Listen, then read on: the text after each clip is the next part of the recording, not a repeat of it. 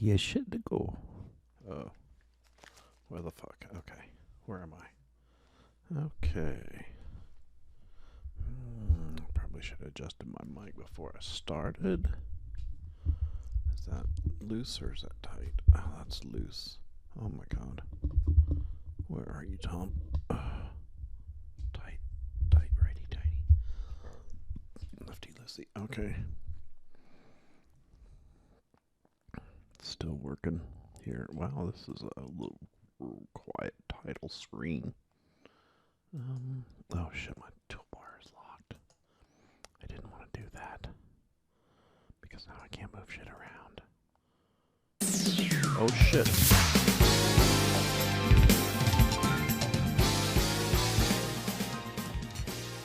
Whoa.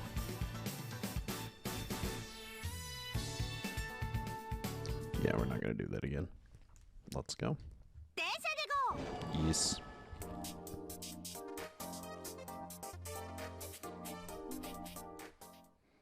Am I hitting the right button? I hope so. Nope. Densha de Go!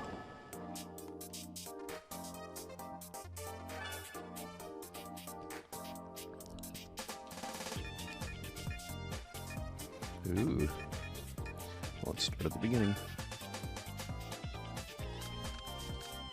Let's do that whole route. What the hell? Okay.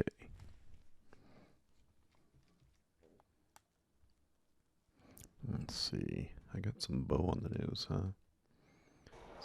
Do I got the audio and everything for that? No, I don't. Of course not.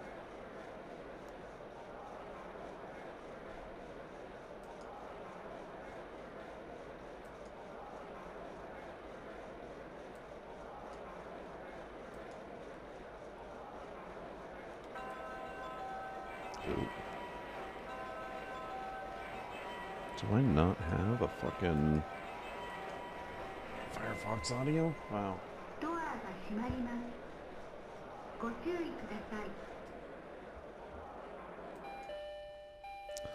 Bing bong, bing bong.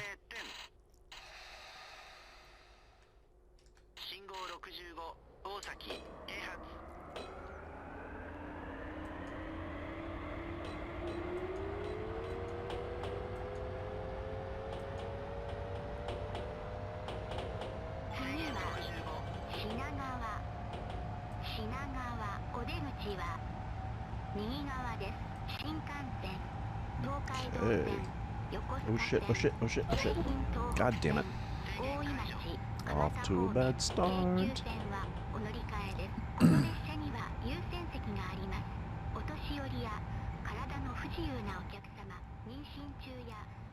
Kill the external sound a little.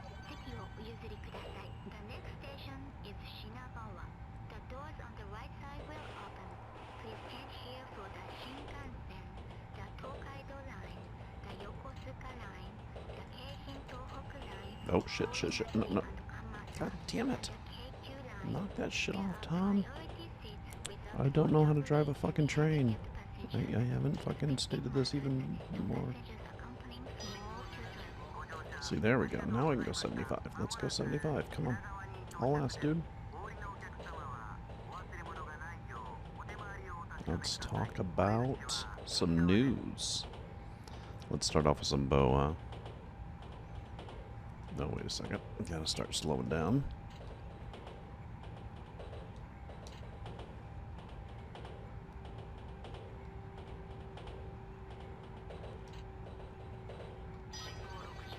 Good job, Tom.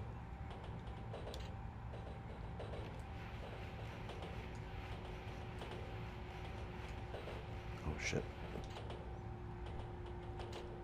Sitting here trying to curate my news feed while driving a train.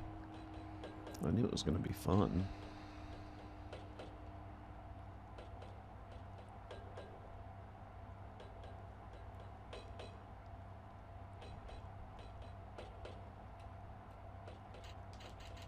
Oh shit, I'm going way too fast. I'm not going to stop. I'm not going to be able to stop. Fuck.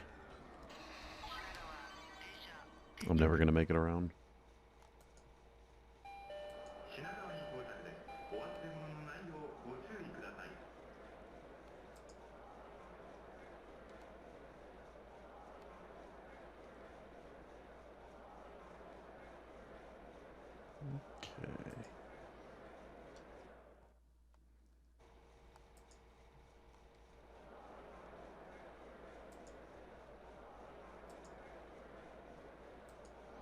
picked some of my favorite bow stories over the last week.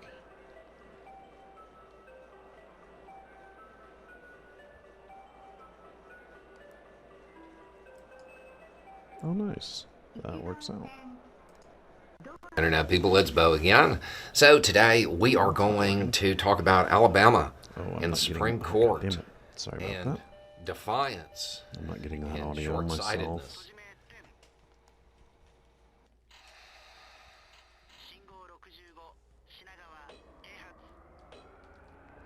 Give me just 1 second here.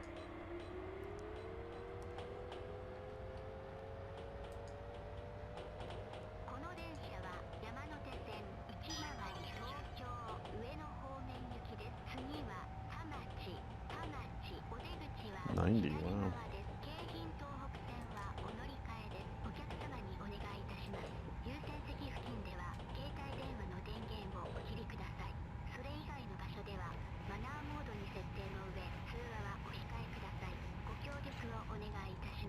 Oh, going a little fast, huh?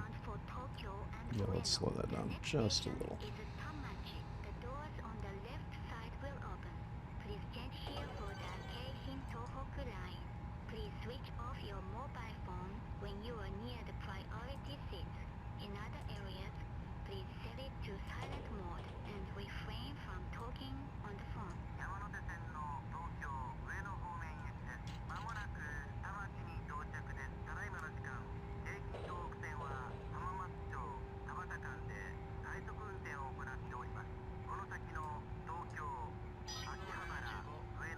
Oh shit. That's slowing down way too much. I'm not even paying attention to what I'm doing.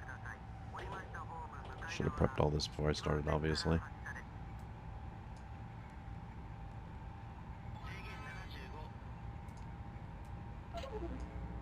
Oops. Yeah, I'm not gonna make this drive, obviously. Too busy prepping other stuff.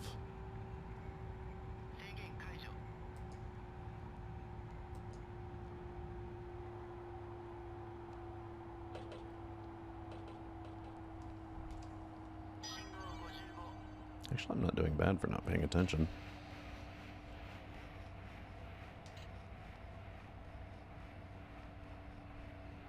Probably just gonna start this one over.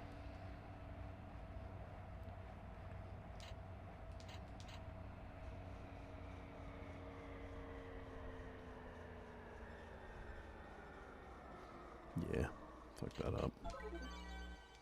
Boo-hoo. Okay.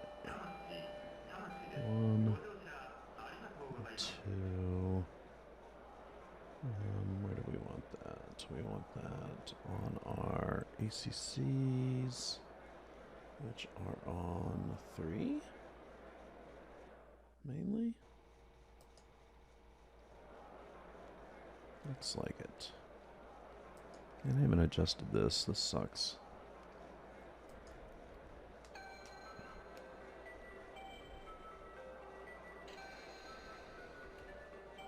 How do I start over on this one? Oh, I just quit the game, apparently.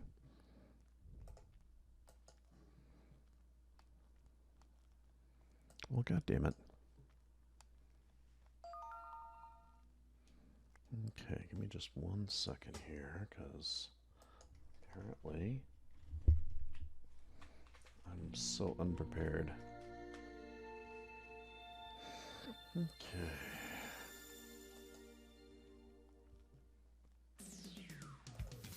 Let's go through this one again.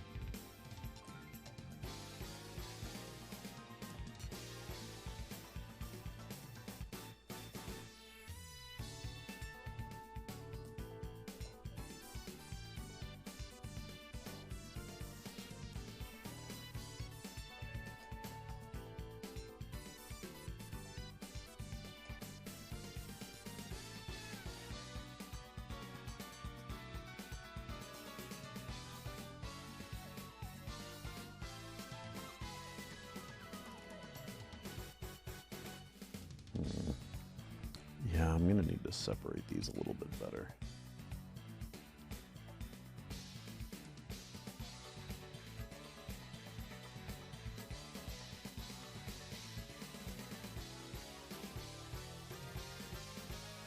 I need to separate them into music sources and non-music sources. Because that is beating my ass right now. Densha de Go!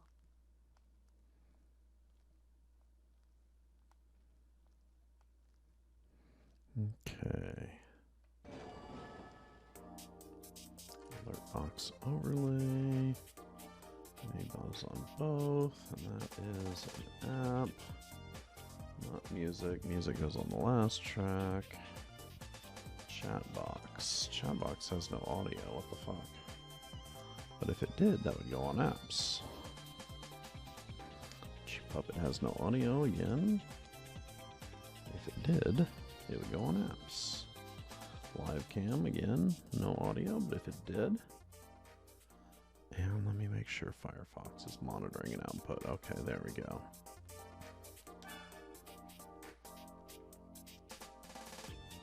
Oh, no, no, no, not training, not training. Definitely not training.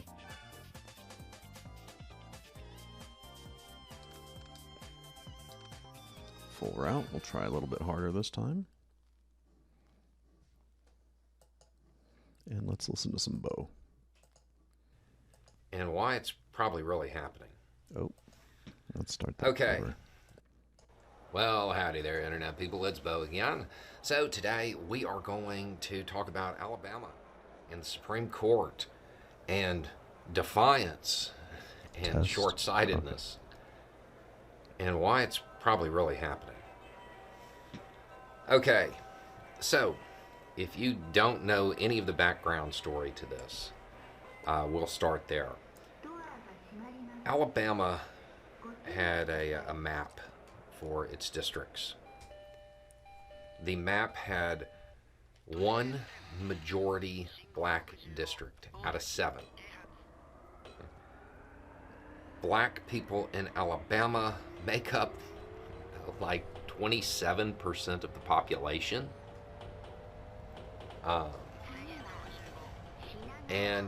This was ruled by the Supreme Court to be in violation. They need new maps. Okay? Supreme Court basically said that they need 2 majority black districts. Okay? The decision itself was kind of a surprise. Conservative Supreme Court, but really what happened was Alabama's districting was so bad that even Kavanaugh was like, no, that can't stand. So the Supreme Court told them they needed new maps. Alabama has decided that their move is going to be to take the district that already has a majority and lower the majority percentage in it, and then take another district and raise it up a little bit, but it's still not a majority. They actually made it worse. They made the issue worse, denying the likelihood of black voters getting the representation they want. They're openly defying the Supreme Court. They're basically saying they made their decision, let them enforce it. It should be noted that when the legitimacy of this Supreme Court was truly questioned and totally ignored, it was Republicans in Alabama that did it. It is an incredibly dangerous tone to set. This isn't just defying a single order. This is Alabama disregarding the rule of law. This is Alabama deciding that the Supreme Court has no authority. Why do you think they're doing it? That's the real question, right? Nice. But before we get into that, we're going to talk about how short-sighted this is. Alabama really wants the Department of Defense to put something in their state. If DOD says no, where do you think that court case is going to go? Generally speaking, judges do not like it when you completely ignore them. It's probably a really bad move. But the reason they're doing it is simple. They want to rule, not represent. We've talked about it before. They understand that even in Alabama, things are changing. As the voting demographics shift, Republicans are scared they'll be able to hold on to Alabama. They're worried because they understand that as time marches on and their base ages out of voting, those younger voters take over. Yep. In Alabama, this is a concern. If you are having a hard time making the conservative case in Alabama, perhaps you're no longer conservatives. Perhaps the ideas, the policies that you're advocating for are so far to the right that they don't align with the population you are supposed to represent. It means you don't care about the republic. You don't care about the Constitution. You don't care about democracy. You don't care about the American flag. Any of that stuff that you use as an icon, you don't care about any of it. You care about power and nothing else. That's what's really at the root of this.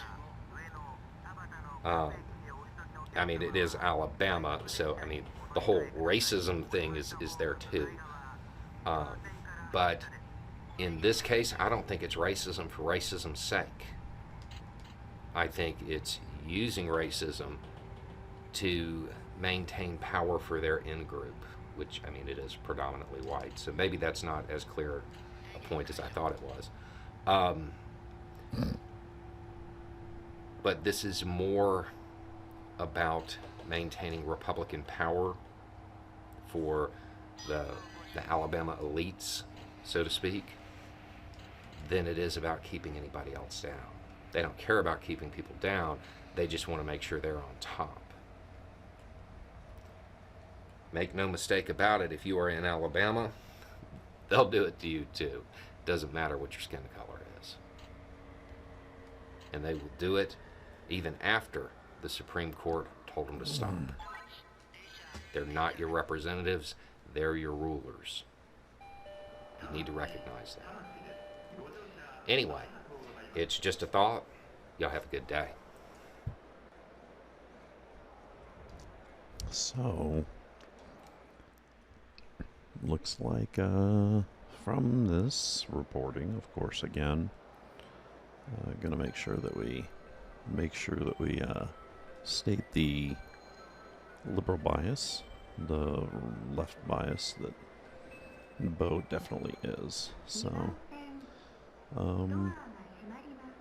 but this is a pretty common theme, though. I think Republicans have been losing general power for a while. I think their policies don't really meet the public anymore.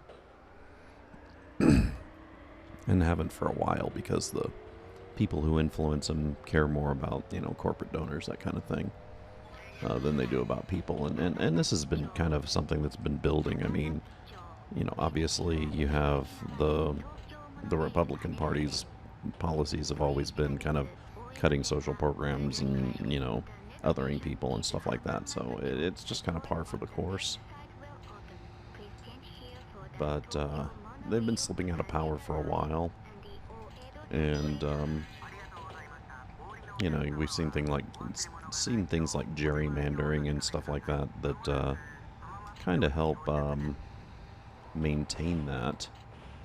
And keep them in power when they probably should have been voted out a long time ago. If anybody's been keeping track of some of the Congress hearings on DC's statehood, same thing. The Republicans basically don't want a new voting area that, leans that far liberal. They don't want these people to vote. They don't want them to be represented because they know if they do, they will lose power.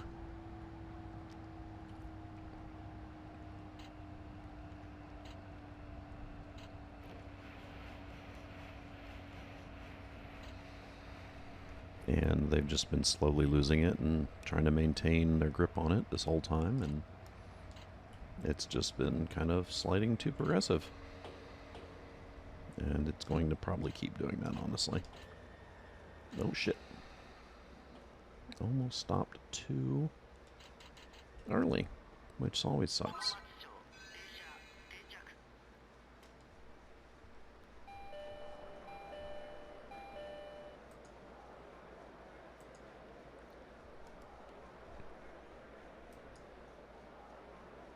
Ugh, man, my head's fucking pounding.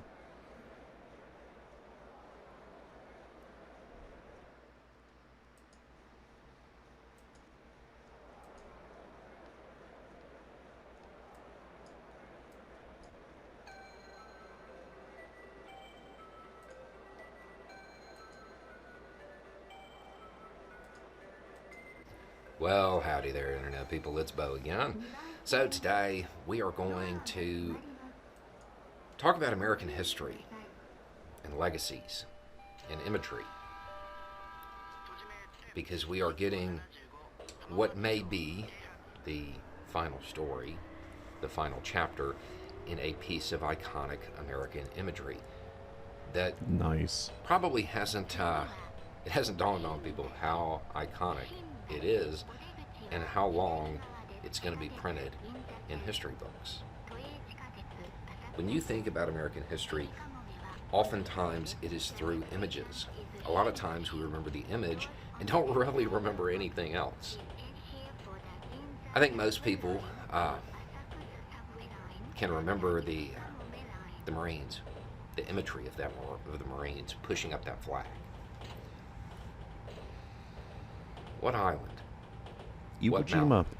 What was the strategic goal? Why was it so important? No idea. The overwhelming majority of people will have no clue. Yep. But they'll remember that imagery. Me. And that imagery, that triumphant imagery, is used as a place marker Oh, nice. for the American victory in the Pacific. That's what it's associated with. The Trump legacy will be an officer being beat with an American flag. That's going to be the iconic imagery that sums up his legacy and January 6th.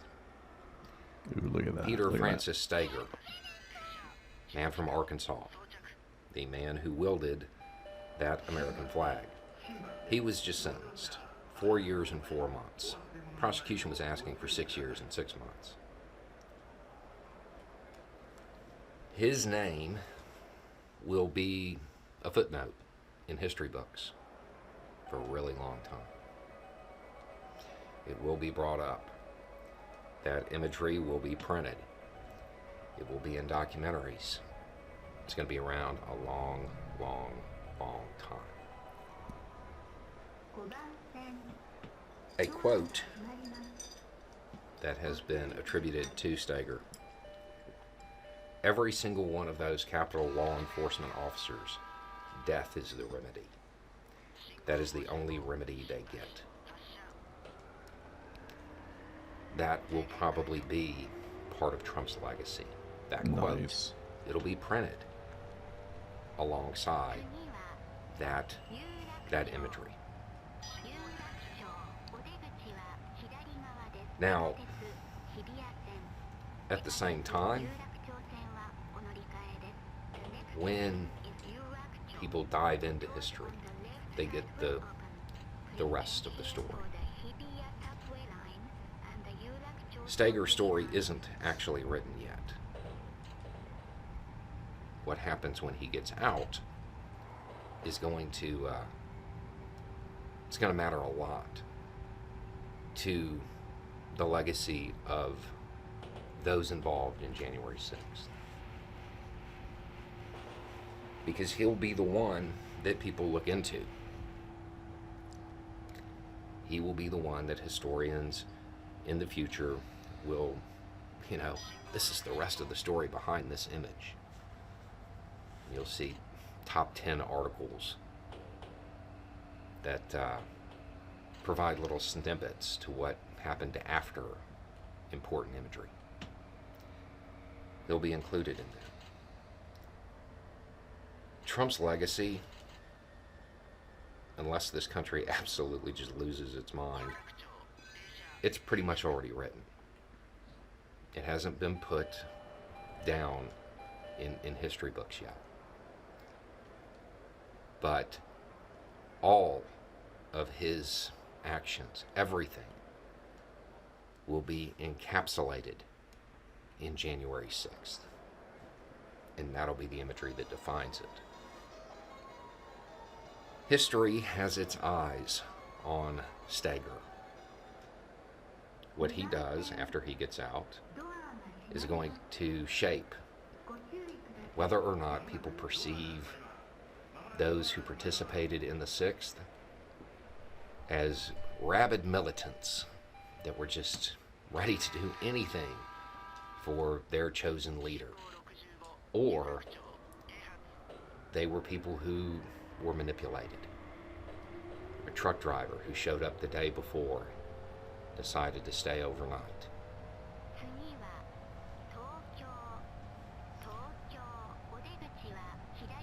The legacy that many people are choosing to associate themselves with, it's mind-boggling. If they could pull themselves out of the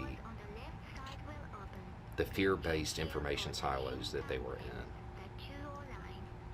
they'll realize that this is not how people want their grandkids to remember them. With those hats, with those flags, and being responsible for what happened. It's going to be a lot like when people look at images of the lunch counter protests.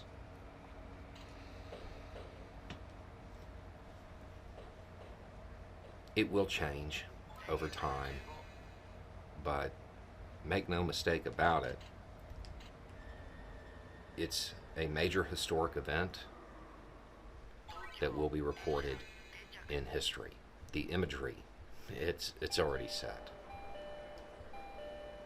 It's going to be that, and it's going to be the image of the Capitol through the thing they built for Pence.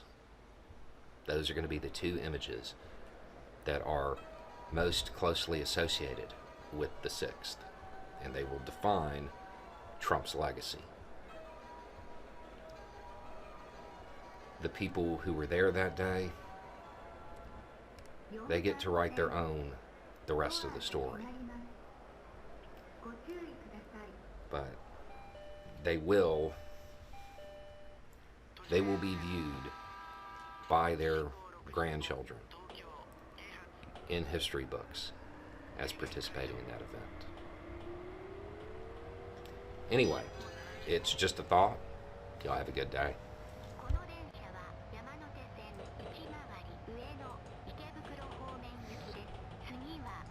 Yeah, I often think about this one a lot myself. Sometimes from different contexts, though. One of the things I think about a lot, because technology specifically, is that, I mean, we're living through a very significant part of history, like the whole beginning of the computer era. In the future, it's going to be looked at probably the same way that we look at the printing press invention and the events that surrounded it and how transformative it was in our history. And I don't really think that that is going to, I think that's going to be, amplified. I think it's going to be even worse with a lot of these other events that are going on. The whole coup, which is what it was. It was a self coup, is what they call them, I believe.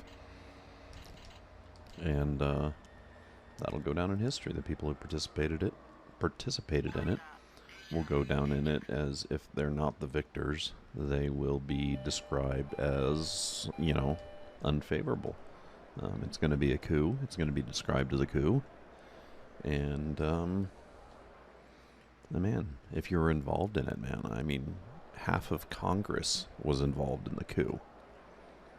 You know, half of Senate was involved in the coup. Yet, I guarantee you that a lot of those people will never be held accountable for it. Hopefully, their political base will smarten up, but we'll see.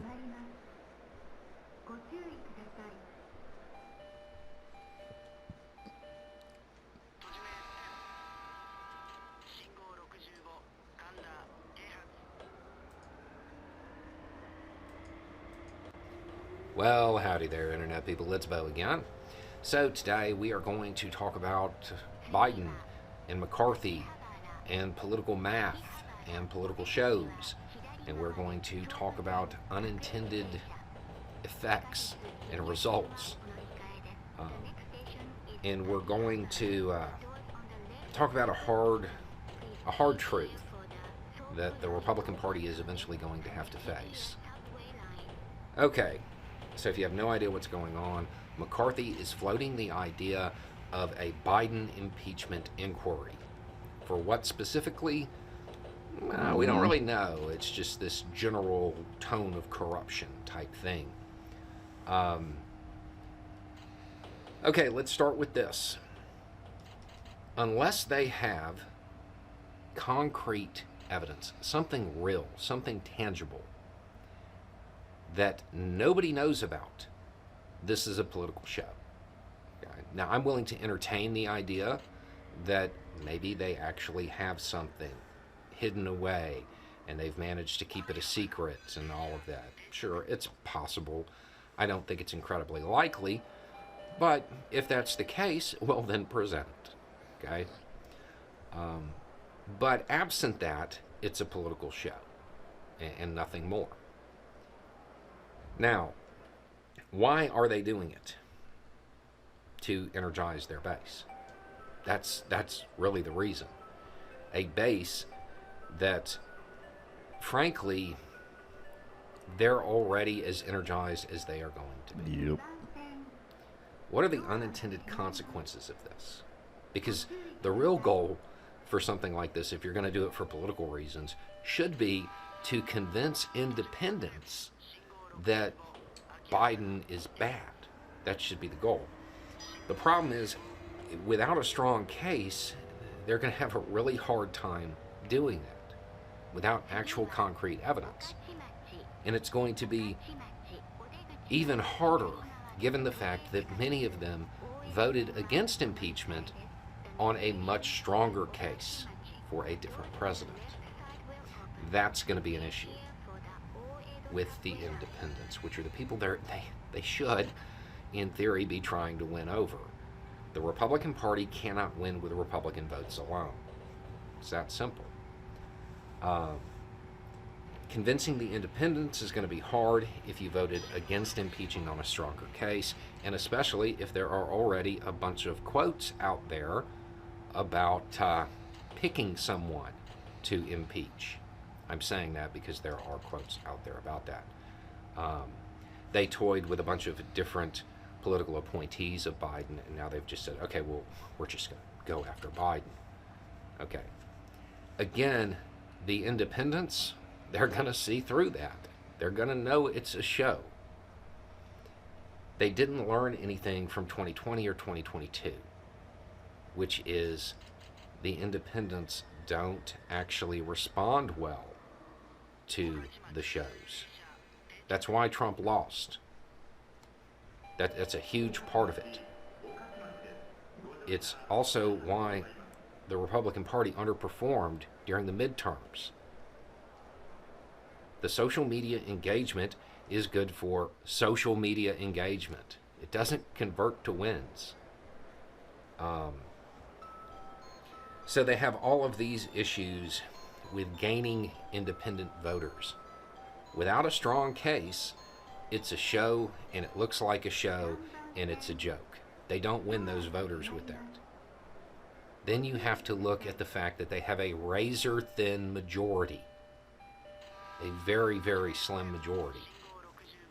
And even if they get the impeachment vote, the show may cause Republicans in the House that are vulnerable to lose their seats. They have to really weigh whether or not to vote in favor of the impeachment. Because if they vote for it after it's shown to be a show, they may lose their seat. If that happens enough, they lose their majority. It's not really a great political move for the House. For the Republicans in the House, this isn't really a great move. It doesn't help win the presidency. It doesn't help win seats in their own chamber. It's just all bad. But it does get them social media engagement, which many of them are still reading as votes. Then, let's say they get it. They get the impeachment. What happens? Unless it is an incredibly strong case, which again, I doubt, having looked into most of these allegations, it's doomed in the Senate. It is doomed. Without concrete evidence, he doesn't get convicted. Again, the senators have voted against convicting on impeachment on much, much stronger cases. And it's just not there.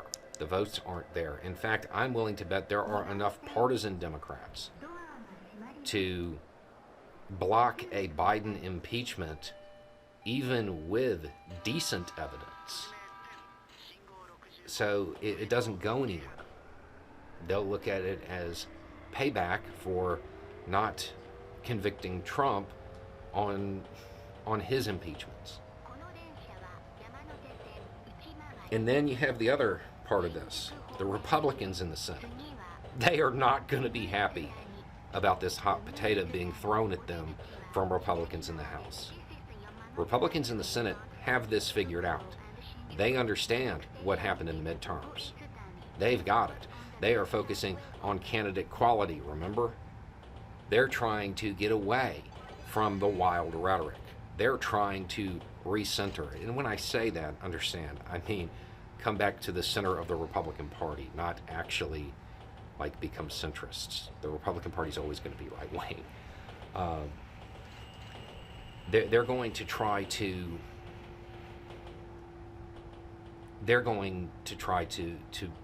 move to a situation where they are seen as less inflammatory, less aligned with the losing Trump brand, because the Trump brand falls flat outside of Republican circles.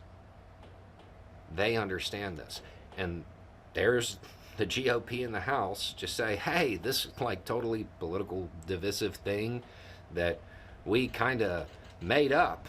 Here, now you have to vote on it. And it puts them in a situation where they may have to vote along party lines to appease some of their primary voters, or they have to vote that way to maintain energy among their base, but they lose on independence. It puts the Senate in a really, really bad position. I got a gold star on my thing. Which, That's again, awesome. causes yet another fracture in the Republican Party. And then you have the real reason they're trying to do it. They need something to distract from Trump's legal issues. Unless they have some super secret evidence that nobody's allowed to see, that they haven't brought out, it's a show. And the goal is to try to distract from Trump. The hard truth that the Republican Party has to face is that nothing is going to distract from Trump's legal issues. It doesn't exist. Not the border, not inflation, not whatever they want to dream up as an outrage. Not Barbie. It's just not going Not Barbie. to work.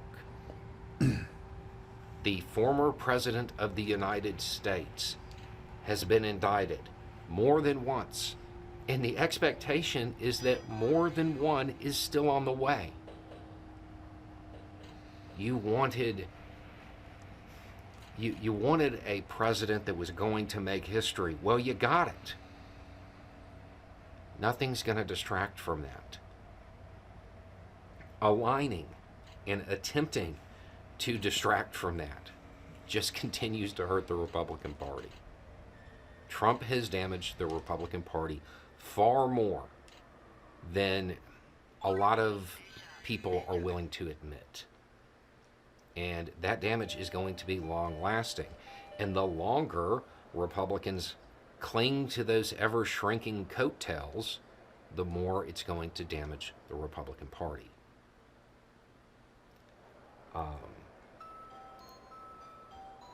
It's a show, and I feel like most people are going to see it for a show.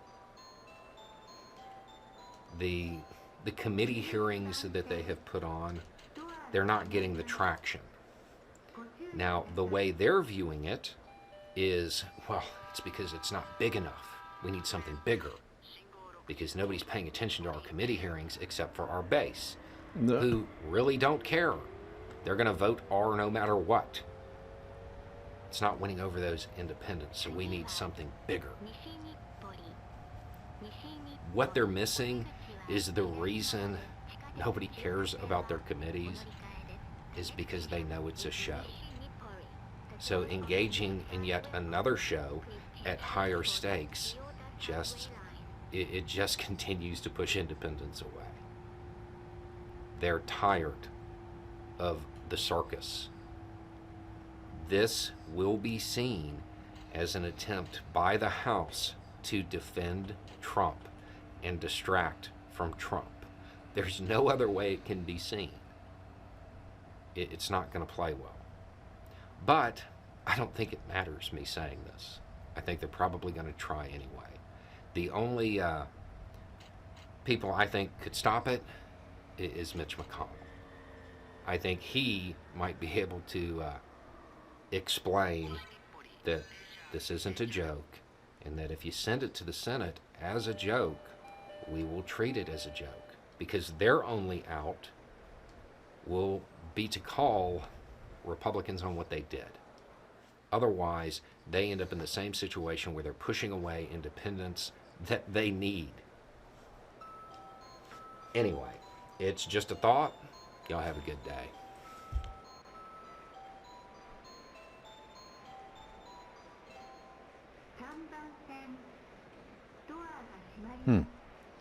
Not a lot of intellectualizing this morning.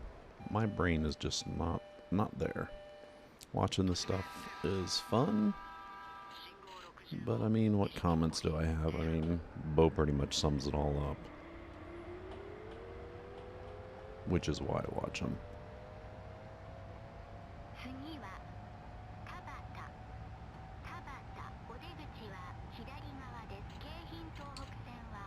Oop. Shit. Didn't mean to slow down that much.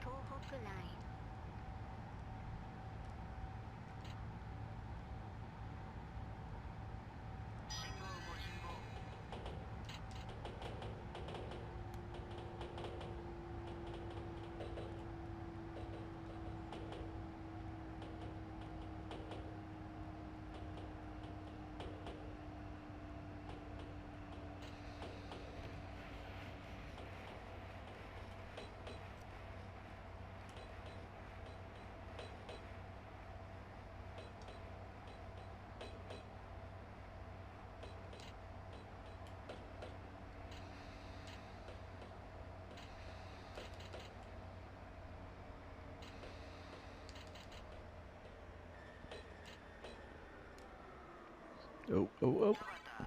Yeah. Well, 66 chain. That's pretty not bad.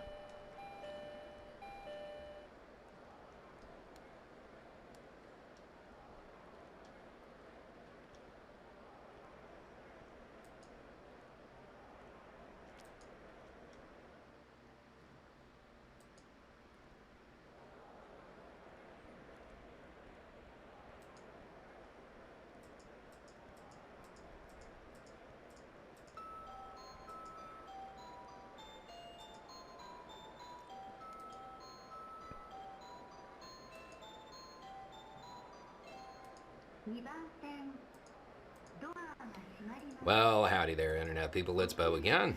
So, today we are going to go over some headlines that came out over the weekend, particularly yesterday. We're going to talk about those headlines. We will talk about what actually occurred and provide some additional statements that might be incredibly revealing, enlightening. Then we're going to talk about what was probably the intent behind the headlines and what is actually happening now. Okay, so DOJ can't sink any lower after attempted jailing of Hunter Biden's ex-partner Devon Archer before his testimony. That's bad. DOJ tries to jail key Hunter Biden witness Devon Archer on eve of congressional testimony. DOJ pushes for crucial Hunter Biden witness to report to prison before congressional testimony. The Fed's timing reeks of bias. A whole bunch of them, right? Okay, so what's happening? Hunter Biden's business partner, longtime business partner, I guess. Well, he is going to testify, closed door meeting, I think, with Congress. He's going to talk to them. Now, according to the reporting, back in 2018, he was convicted of a crime. Okay, he was sentenced, I want to say February 28th, 2022. He still hasn't reported. He still hasn't surrendered and actually gone to prison because of the appeals process that has been playing out. The appeals are kind of up at the moment, at least those that are currently filed. So, DOJ files asking the judge to set a sentencing date. That's what happened. Now, let's be clear about a few things. First and foremost, let's just assume that the court sides with DOJ. Okay? That decision would probably come after the meeting. And even if the court decides to go with DOJ, the surrender date would be weeks beyond that, because the Bureau of Prisons has to determine where to send him. It's just not entirely accurate. Now, the DOJ did put out a letter trying to clarify this. The government writes to follow up on its July 29th, 2023 letter apprising the court of the second court's mandate affirming the judgment of conviction in this matter. The government understands that the defendant is scheduled to provide testimony to Congress tomorrow, July 31st, 2023. To be clear, the government does not request, and has never requested, that the defendant surrender before his congressional testimony. As the court knows, to surrender and commence a sentence of imprisonment, the defendant must first be designated to a federal facility by the Bureau of Prisons, a process that can take several weeks or months after the court sets a surrender date. Nonetheless, for the avoidance of all doubt, the government requests that any surrender date, should the court order one, be scheduled to occur after the defendant's congressional testimony is completed. So they have that. Now, it's also worth noting that the lawyer for the person who's going to be giving the testimony said, to be clear, Mr. Archer does not agree with that speculation, meaning the speculation about DOJ trying to lock him up before his testimony and all of that. So, the headlines are certainly less than accurate. They do not paint a complete picture of what's going on. Now, my guess is they saw a moment, or at least the people who pushed this narrative for the papers to get a hold of it, they saw a moment to create something sensational, to capitalize on the idea of Biden's DOJ doing something super bad and shady and all of that. I'm sure that on some level, it was probably designed to create sympathy for the person who's going to give testimony. I would imagine that now that all of this information has come out, all it really did was highlight the fact that he's awaiting going to prison. It's probably one of those things where the sensationalism, the drive to get clicks, to create a story, it might have actually hurt the cause of the people who were trying to sensationalize something for their own benefit. Now, to be clear, these headlines were based off of narratives that were created by commentators, politicians, stuff like that. But it is absolutely not what any documentation reveals. The two things are kind of unrelated. Just so happens that it's a coinciding event. But I don't think those who manufactured this are going to get what they want. Again, to be clear, the person giving the testimony, their own attorney, said that that's not what was going on. But undoubtedly, because that narrative went out, it'll stick for a while. People will still talk about it until people start to understand and it gets debunked.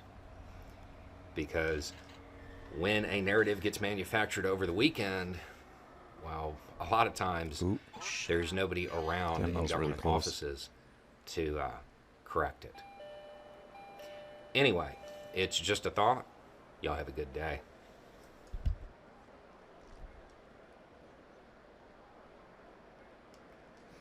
One of the things I try and remember when I consume my news is that if the tone of the article seems to be like it's trying to make outrage, they use hyperbolic language, they use opinionated reporting. I try and not react to stuff like that. I always try to make sure that I have some sort of like collaborative sources to make sure that that's what's going on, because otherwise, I mean, you might as well just dismiss it. If it's hyperbolic reporting, usually it's just bullshit. Hyperbolic reporting almost, the events that cause reporting that should be that severe are few and far between. And the fact that it happens like on a daily basis in our society should go to show you that, I mean, your news sources are almost always manipulating you. And it's probably a good idea to know that and not to let it happen. Because right now, things like moral panics are absolutely horrible. Oh, shit. What am I doing? Haul ass, dude.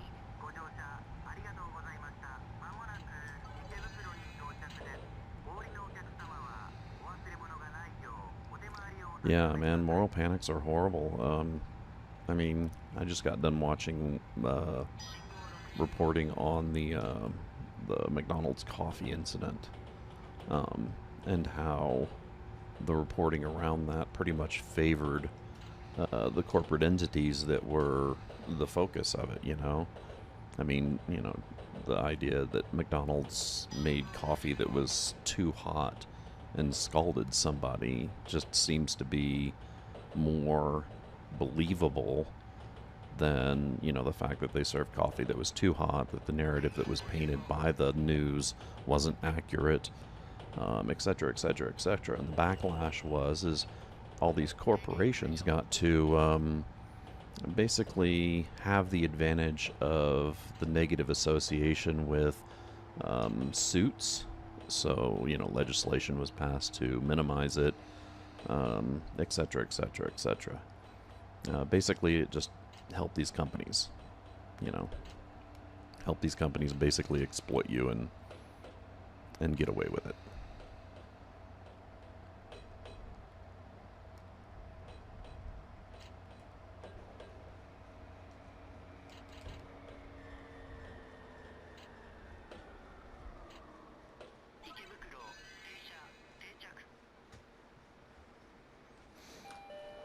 Ooh. I may make it all the way around the city. What time is it? Just make sure that I'm keeping my break in mind.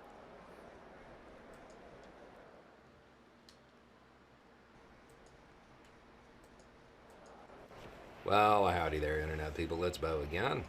So today we are going to talk about Barbie and conservative pundits Moral panic. and pianos. And why sometimes conservatives get so close but miss the point. Specifically, conservative commentators. Because I got this message. Recently, two conservative pundits, one a male, the other a female, were having a discussion about the Barbie movie. The female pundit said she liked the movie and talked about times when, as a woman, the movie had moments that resonated with her and her other female friends, making her excited, laugh, and even cry. She perfectly showed why representation in film is so important without realizing it. I was wondering if you have an opinion on why conservatives, as Trey Crowder has put it, often get so close to understanding the point, but end up missing it or end up with a completely wrong conclusion. Okay, so first, conservatives totally understand the importance of representation in film. That's why they have the opinion they do. Make no mistake about it, they don't misunderstand that topic at all. They totally get it. They understand the power of it, and that's why they only want to see themselves. That's not a misunderstanding, that's a power play. Nothing else. But that doesn't actually answer the question. Why do they come so close, appear to come so close, but then miss it at the last moment? A long, long time ago, back when I wore a younger man's clothes, I used to hang out at this hole in the wall down on the beach. And there was a woman there. Had a voice like an angel and played the piano. This woman could play anything. And I don't just mean like piano songs. Shit. You could say, hey, can you play this? And if she hadn't heard it before, she would listen to it, come back and play it. She didn't need sheet music. She didn't need anything. She had an amazing gift. She could understand how to convert any kind of music, literally any kind of music, to that piano, play it and sing it. Do you know what she played most of the time? Jimmy Buffett songs. Why? Because it was down on the beach, and that's what paid the bills. That's what her audience wanted to hear. That's why. They get it. The commentators, they get it. But there are certain conservative talking points that everything gets brought back to, no matter what it is. And they lean into those. They understand the concepts. We're talking about the commentators now. They understand the concepts. But they do everything they can to make sure that they miss the point so their base doesn't understand the concepts. For the same reason. It's what they want to hear. It's what pays the bills. It's really that simple. There are a whole lot of incredibly well-educated people who are conservative commentators. They know. They're just playing to their audience. They're playing what their audience wants to hear. And in doing that, they're securing their next gig.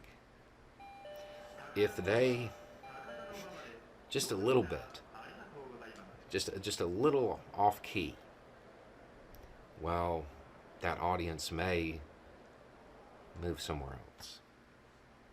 They may look somewhere else, either because they broke with conservative talking points, or because their audience understood the point and then started to question other conservative talking points, and they lose them forever. That's what it is. It's hard to get somebody to understand something if their paycheck depends on them not understanding it. And that's really what it boils down to. The issue for Republicans and conservative commentators is that the talking points of today they're pretty static. They are pretty static. Most of them date back to the 80s. Recently with Trump, he drug some out from even before then. They're old. They're old talking points. They're old songs. Newer audiences, younger people, they don't want to hear it as much. This is why the Republican Party is having a hard time connecting with younger voters, because they're playing an old tune that never made their life better. They heard it their entire lives and it didn't work, so they're looking for something else. It's not that the commentators don't get it. It's that they don't want their base to get it. Or they're simply playing the songs the audience wants to hear, even if they would really rather say something else. Anyway, it's just a thought. Y'all have a good day. Oi.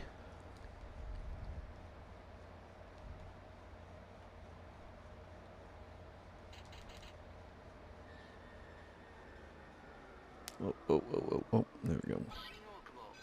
Almost stopped too early on that one.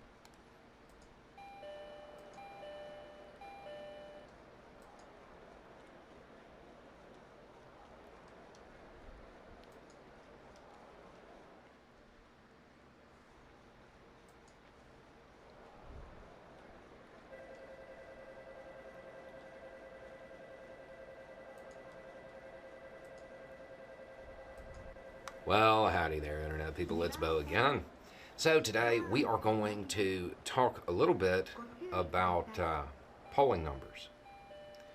We're going to talk about numbers and how they're changing and how they are going to likely impact some of the messaging and tone that you hear from conservative commentators and politicians. The numbers have to do with Trump. So, NPR, PBS NewsHour, and Marist, they did a poll.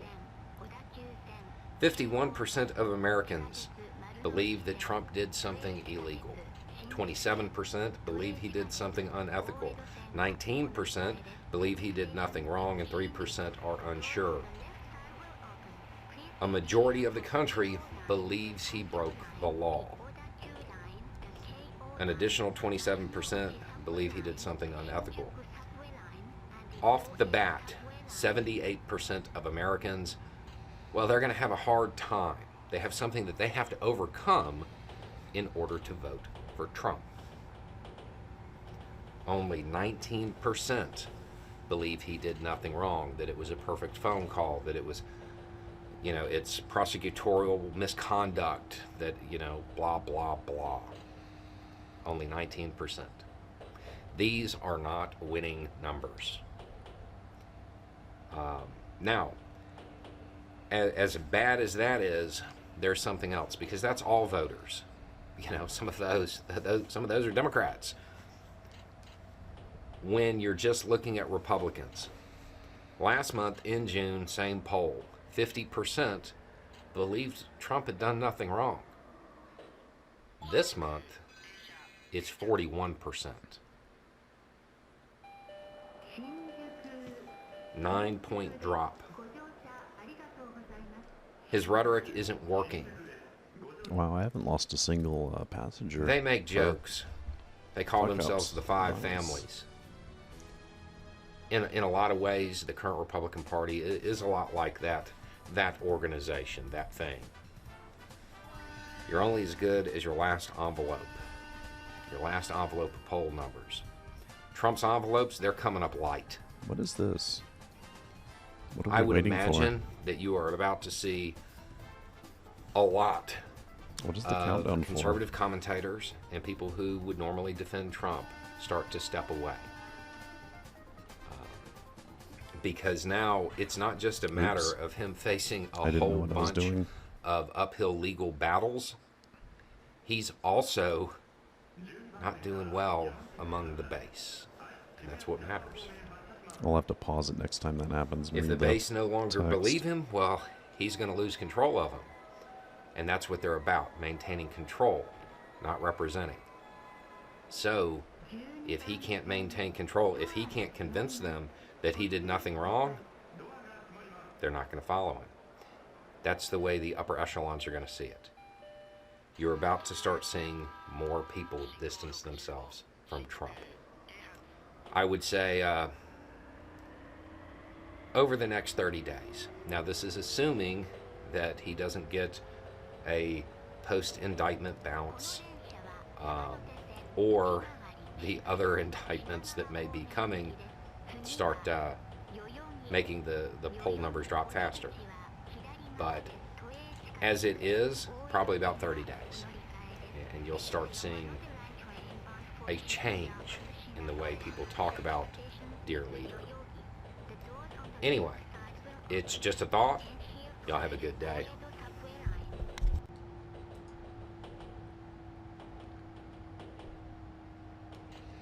Oop, I slowed down way too fast for that one. Oh, luckily I still got about 30 miles an hour on me, so that's good. Yeah, we should still make it, I think. 15 seconds, right?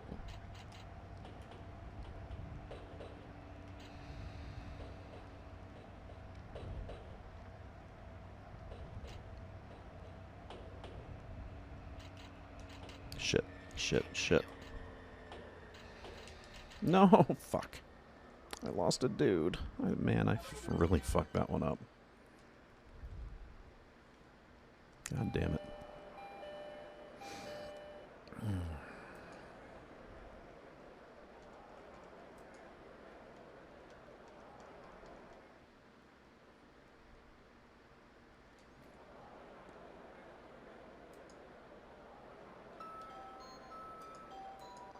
Well, howdy there, Internet people. It's Bo again.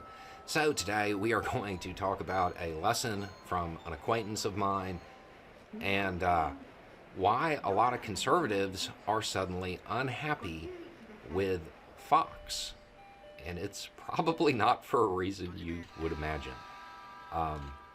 Before we get into this, I have to tell you a little bit about this person. This acquaintance of mine, he is very conservative and very religious. He is also a person who has very much internalized the idea of, shall not judge. So even though he is incredibly conservative, incredibly religious, he is not hateful in any way. And he is one of those people who, like, if you were to ask him about certain behaviors that, conservative Christians typically condemn, he would say something like, well, the Bible says that's a sin, but that's between you and God. And we all sin. I should have to pluck out my eyes. This is him. This is who he is. I have never seen this man angry, like, ever. And he is. He's mad. He is mad because conservatives are angry with Fox. So I have to find out what's going on, and I start asking questions. I'm like, okay, so what's going on? It's like, well, Fox does this thing where they match their employees' charity donations. And they're mad because Fox would match a donation to, like, the Satanic Temple. And I'm sitting there, I'm like, okay, well, I see where this is going. And he's like, and I don't know if you know anything about them, but they're not, like, really devil worshippers. It's more like the ACLU, and they're just playing a giant joke on all of us, and we keep falling for it. And I'm just like, okay, didn't see that part coming. No. And then he's like, The part that really upsets me, though, is that they're mad about the Trevor Project, about giving money to the Trevor Project. And I'm like, and that bothers you? And he's like, yes. Okay, well, you had my intention before, but now I am downright intrigued. Why does that bother you so much? Those people have a problem. And I'm like, oh man, this guy's about to say something that is going to make me not want to be around him.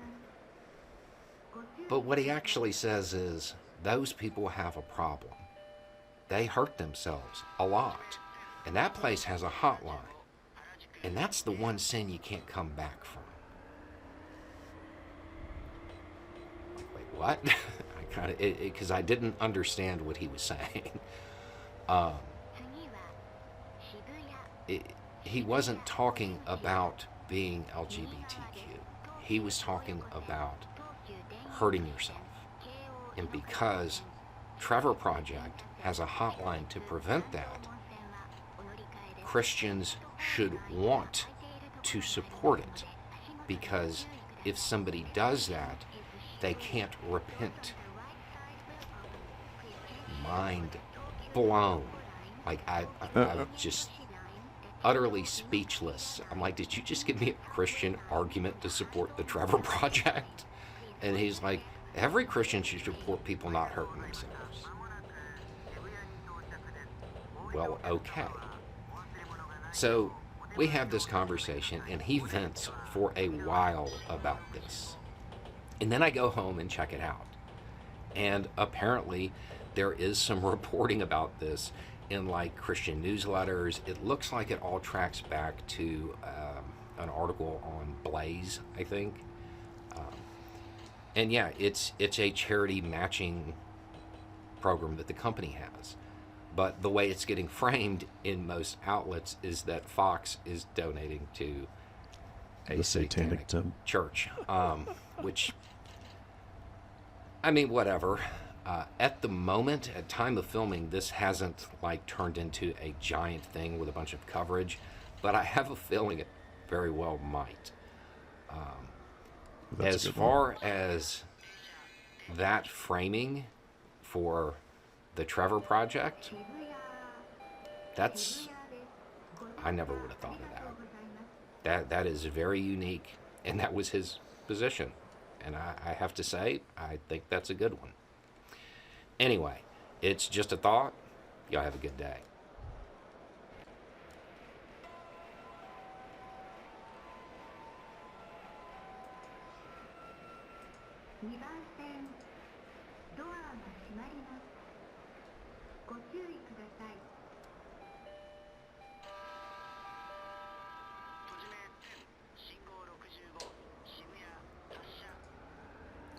Okay, one more, huh?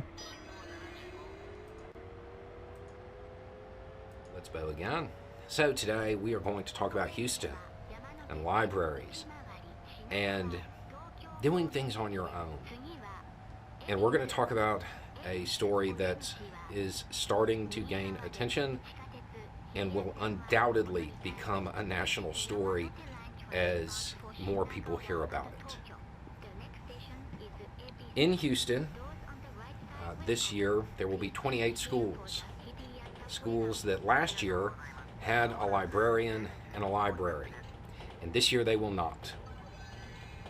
They were removed. Completely. Gone. To be replaced with what is being widely referred to in media coverage as disciplinary centers. Locations where students who are having issues in class, having discipline problems, can be sent, and they'll get continuing education rather than just sitting in a room somewhere. If you actually look at what is supposed to replace the library, in my opinion, it's not ideal. It has a lot of focus on standardized testing and stuff like that I think is kind of at the root of the education problem in this country, but it's not objectively horrible stuff for the most part. There are some things that I object to, but the mentoring programs and stuff like that's not bad stuff. Removing the library Shit. is. Prioritizing those programs over the library is objectively bad. Damn it. When you talk about education today, when you talk about kids in school today, it is forced. They are forced to learn X, Y, Z, super structured. And they put a lot of emphasis on certain things. Why? Because it's going to be on those stupid tests. It's going to be on the standardized testing. In the school, rather than actually educating the kids, they're put into this position where they have to focus on the testing, on the tests. They have to get good scores here. Otherwise, well, maybe they lose funding. Maybe they get their programs cut. But if you're going to cut their programs anyway, I guess it doesn't matter. Bo's dad's mad. The programs associated with the Can't blame 'em. libraries are some of the only opportunities for the students to engage in education that is voluntary. They are choosing to read about this subject. They are choosing to do their report on this book. They're learning on their own, rather than making it a chore. It shouldn't be, education shouldn't be something that people don't want to do, and they're taught that it's a giant pain from the time they're little. Because then what happens? They stop learning. As soon as they're no longer forced to, they stop. That's how you create a permanent underclass. The books are important. Access to the books are important. A lot of these schools, I'm not super familiar with Houston, but it appears to me that a lot of them are in what would be called underserved communities. These students may not have the opportunity to go to Barnes and Nobles. You're robbing them of that ability to engage in education on their own, to create that spark on their own. The program itself that I guess the superintendent, I think, there wants to put in lieu of the libraries, I have my issues with it, but it's not totally outside the bounds of something that you might find somewhere. Prioritizing that over the libraries is something that will damage students. They will lose out.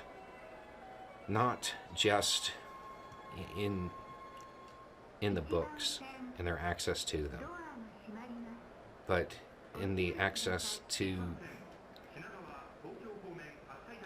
being able to educate themselves, being able to generate that spark, find their interests, the thing that might drive them to put up with being educated for a few more years, because that's how it's looked at. It's not looked as something that's positive. It's looked as something that you have to get through so you can start your life. Oi. It is their life now, and you're robbing them of a huge resource.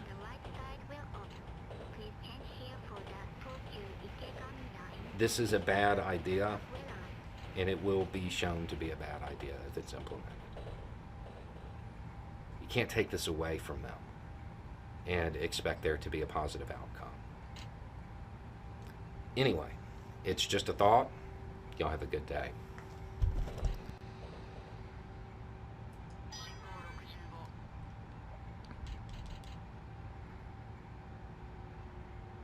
Damn, I'm just about to finish this route too. And it's break time. Shit. Don't fucking fuck this up, Tom.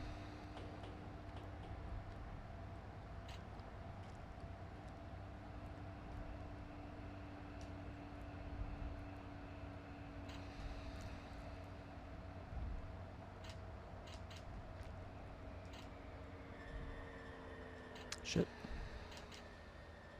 There we go. Good job. Maybe. Noise.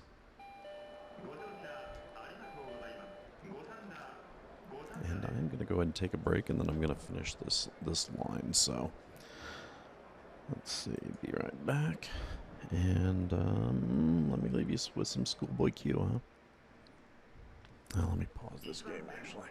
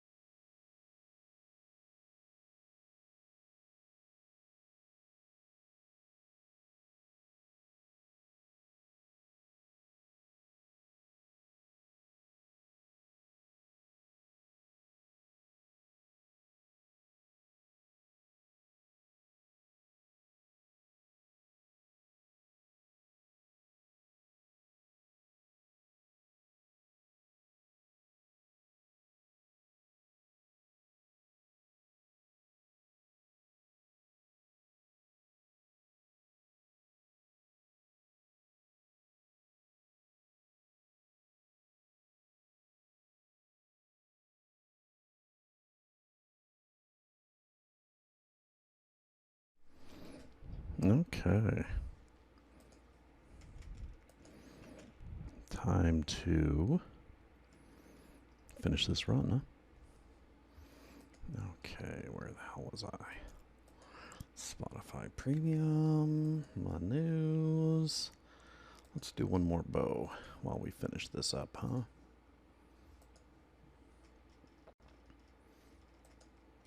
Well, howdy there, Internet people. It's Bo again. So, today we are going to talk about Western equipment that has fallen into opposition hands in Ukraine, and whether there's a large risk associated with Russia reverse engineering it and gathering information. We're going to talk about this because if you don't know, there is an image that is floating around social media right now, and it is it's a vehicle that is said to have been captured by Russia, and it's like being pulled. Uh-oh. So we're going to talk about that because I got a message.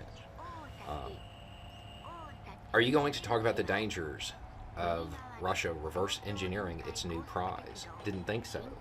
Don't want to demoralize NATO supporters. They paraded it through Ukrainian towns, laughing at NATO forces. You're just NATO's YouTube. And then there's a word in Russian here, which we'll come back to. Yeah, okay. So we can talk about it if you want. That's an AMX-10 RC or maybe RCR. I don't know. I'm not familiar with equipment that old. No.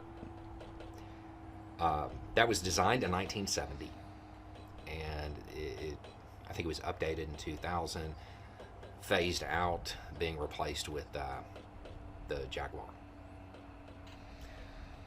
This is a danger of getting your information from social media memes and thinking that it's real. I would doubt that Russian intelligence is going to spend a lot of time taking apart a 50-year-old platform that they could have just gone to like Morocco and bought. And they've been sold pretty widely at this point. So there is that. I mean, I do understand why some Russian troops might be excited about it because it is newer than a lot of the equipment that they are getting. But I'm not sure there's going to be a lot of technology gleaned from it if it was reverse engineered. Now, as far as this last word, I mean, it's funny because I always say if you're going to send me one, just send it in Russian. Okay, so with this word, for me, it would end with K-A. K-A, the ka sound. Because I would be one dog. For you and your friends, it would be K-I, ki, what you wrote. That's plural, just so you know. And then the other part here is I love they ice paraded correcting it some dude's through Russian. Ukrainian towns. Yeah, they're Ukrainian towns, so why don't you leave? Anyway, it's just a thought. Y'all have a good day.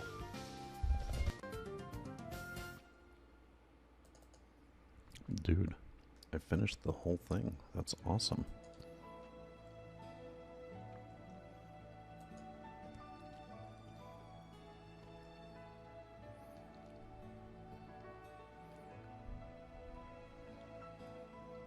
$24, $29, $34. I wonder how high I got. I remember seeing it at 66 at one point.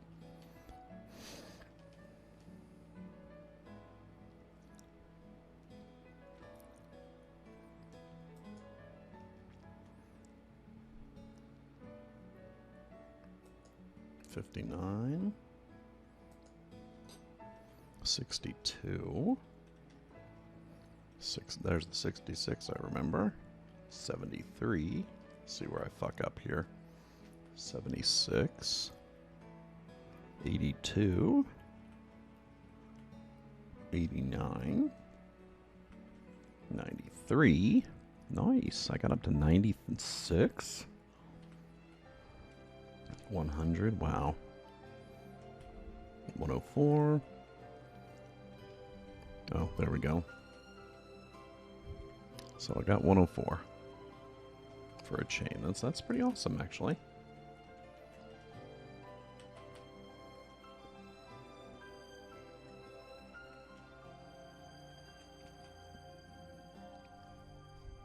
Awesome.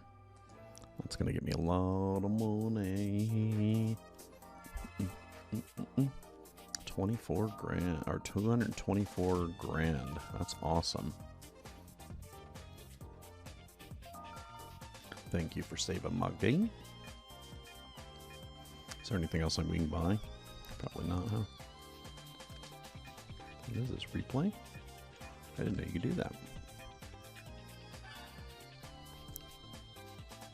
Oh, it has the last replay on it. That is fucking awesome. Oop. Shit. Oh well, let's switch games.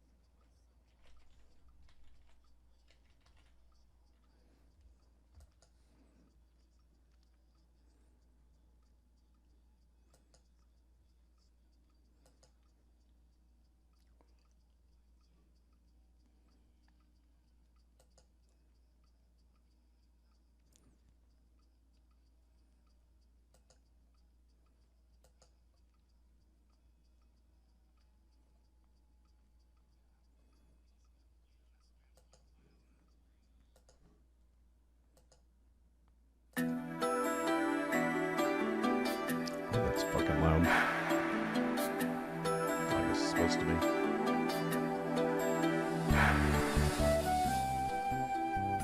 Take that down a little since we're playing here.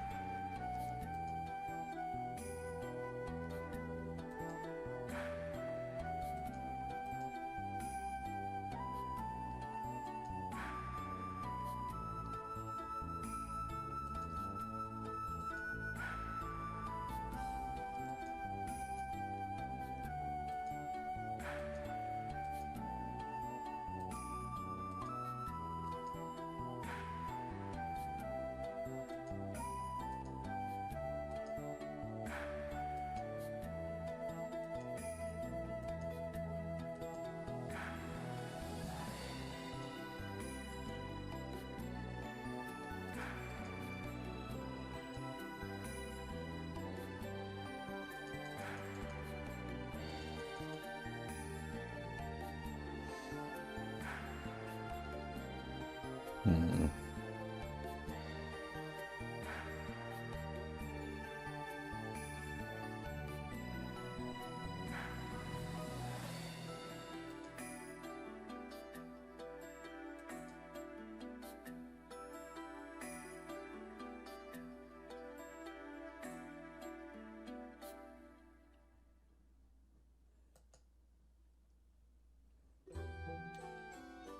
I think I got a save game on this, huh?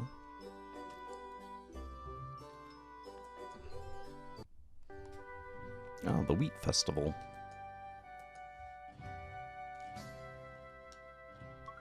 Do we not have any chat?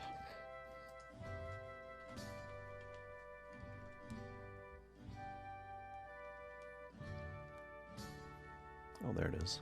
That's weird. Give me a sec here. Just want to see how visible that is. Oh, that's good enough, I guess. I changed my chat on there.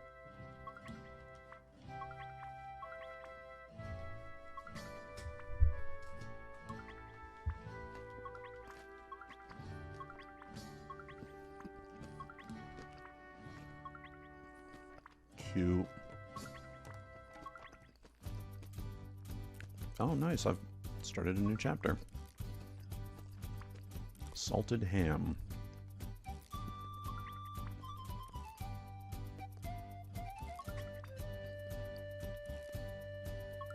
Oh.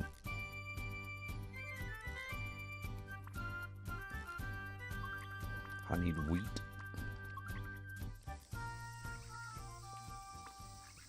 Okay. Hey guys, how's it going? Deal with you later. Oop, wrong one. Nope. Try that again.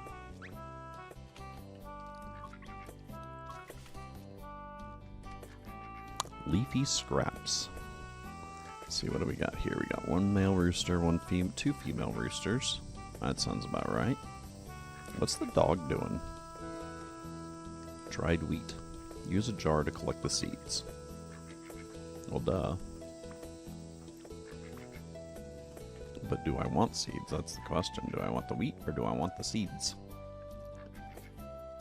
So, while we ponder that, let's walk around our place and contemplate. Young grass, young grass. Ooh, wildflower.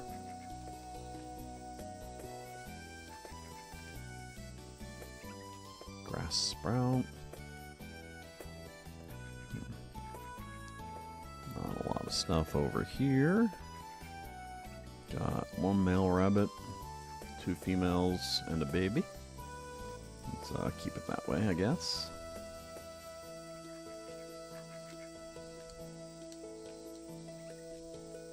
Damn it.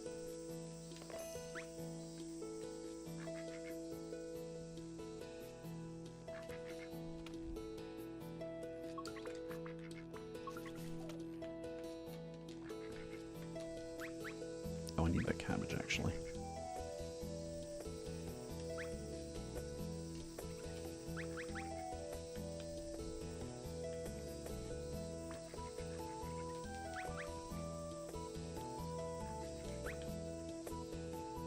Okay.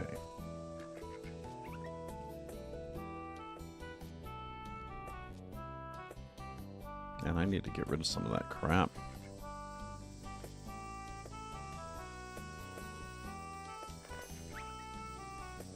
Anything harvestable here?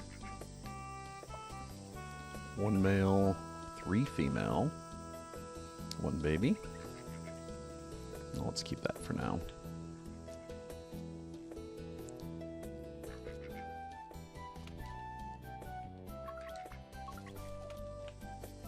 Okay, we definitely can use the lettuce head though.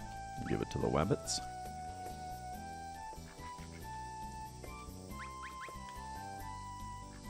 Dude, we got tons of fucking berries.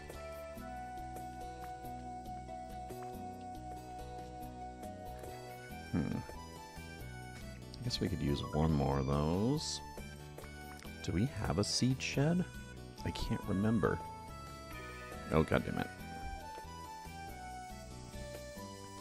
Seed shed. I do have a seed shed. What is this? Grass shed. I have a grass shed and a seed shed. And that's it? Nice. Okay. Dude, why have I still not gotten storage? In the other one, in the PSP game, I would have had a little storage thing already. But as it is, I just have my little doghouse. Which I have yet to put a dog in there yet, so... I got one dog that I can put in there, but I haven't decided yet. So...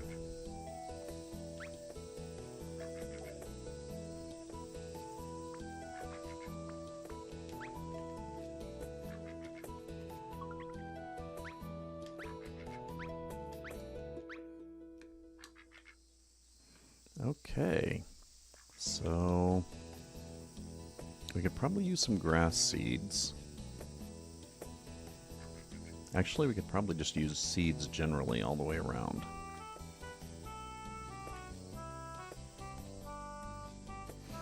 Yeah, let's do that.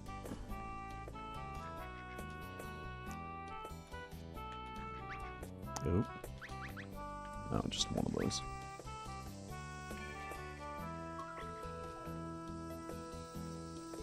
I wish you could trade those berry seeds for other stuff. That would be nice. Or the berries for other stuff, that is. Here you guys go.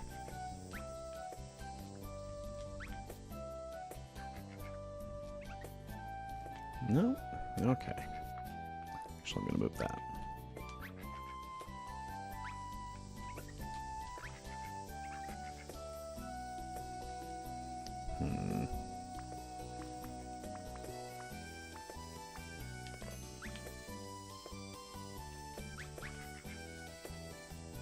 Okay, let's see if there's anything that we can do with the wheat.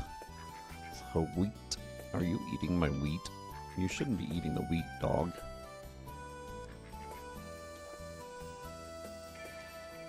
A wheat sign? A wheat crate?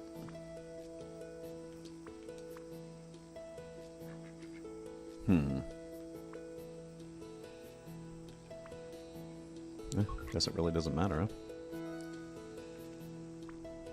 Yes. That'll be my wheat field. We have to move this. Okay, anything else we can do today? Oh yeah, there's plenty we can do, right? Sell some shit, get some more seeds.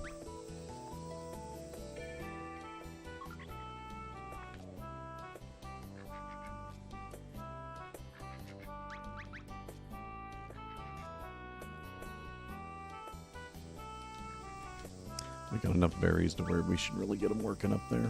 I know the rabbits are up here eating them.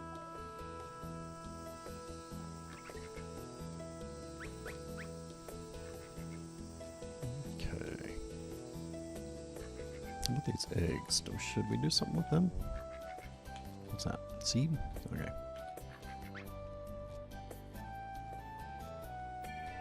Nothing here. Nope.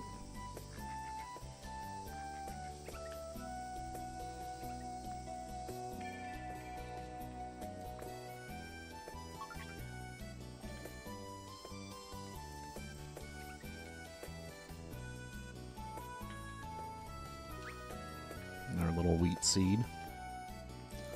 Okay. What else? Some more grass. Let's get this berry out of the way real quick.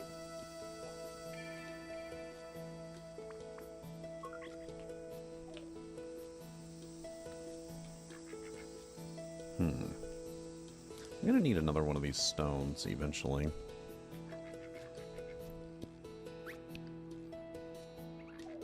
Oop.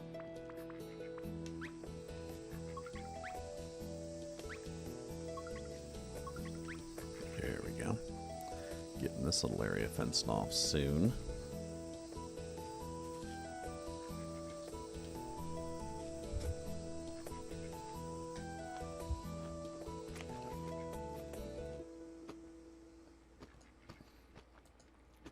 Okay. Will soon become buckwheat.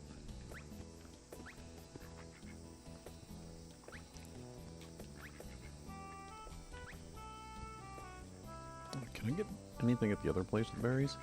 Can't remember. Just a sign. That's fucking useless. Already have a berry sign.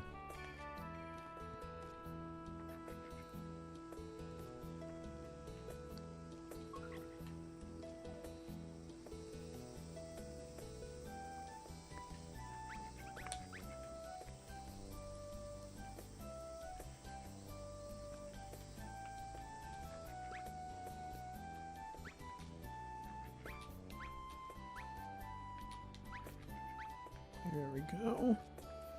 Ugh. Milk. Milk is mucus forming. In case you didn't know. Probably not the best thing to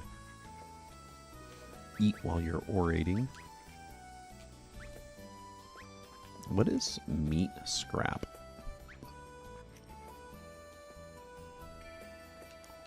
No.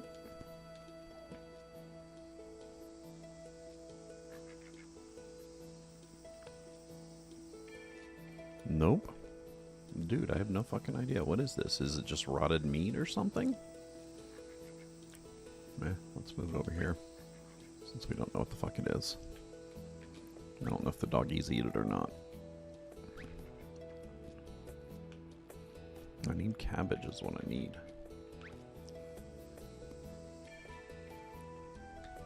Okay. Ooh, I can get a bee box. Yeah, gotta get the bee box. You got a beehive. Bees are great. They gather honey even from weeds. I don't have much of a sweet tooth, but there's nothing like farm fresh honey. Just place that beehive on land that has flowers and the bees will do the rest. Okay, let's put that over here, huh? How are we doing down here for grass? All still young, it looks like. Yep. Nothing here, just seed and rabbit. Oh, buckwheat flour. Does that mean it's harvestable? I'll leave it just in case. What about this stuff? Still young pasture. That stuff will never fucking grow. What the hell? I wonder if it's because the guys in there are eating it or something. Let's see, we still got our 2 chicken. Our chicken count is correct. Bunny count is still correct. And it looks like marmot count is still okay. We're almost getting to the point where we're probably going to have to sell a marmot, though.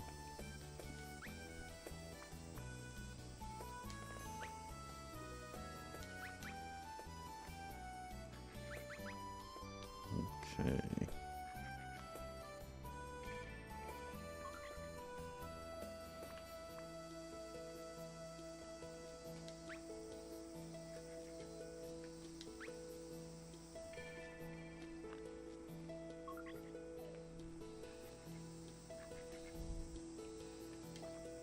I still haven't figured out what's the difference in the fences, the different types of fences, and why you'd prefer one over the other. It doesn't make any sense to me. Also, what the fuck is that bulletin board for? And also, why the fuck don't I have my storage yet?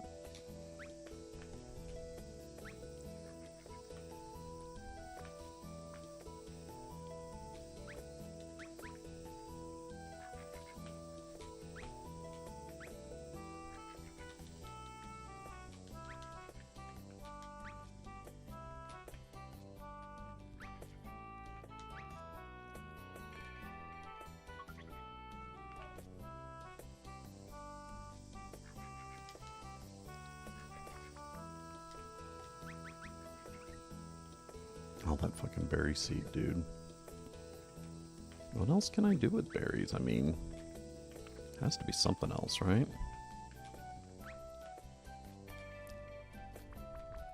Seed shed we got. Picket we don't really need. I'm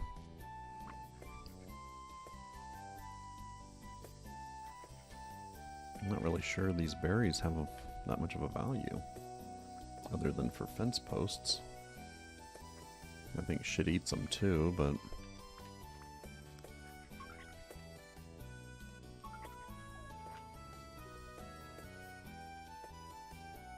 Okay, let me pull that one. But I'm going to finish the fencing on here. Means I'll never be able to go around in a circle on it, but, you know, whatever.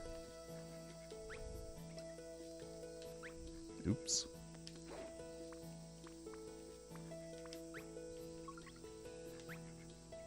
Almost. There we go. Can I get through there? No, which is good. So let's grab this. And let's put it up here.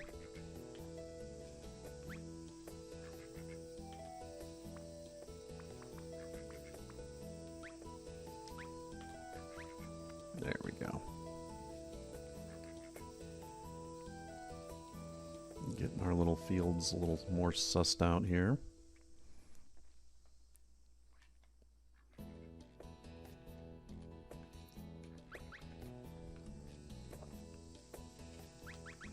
Oh, I need that berry. Go get some more berry seeds. Can I do anything with berry seeds? Over here, maybe? No, of course not. Well, toss them over here, I guess. Hey, what are you doing?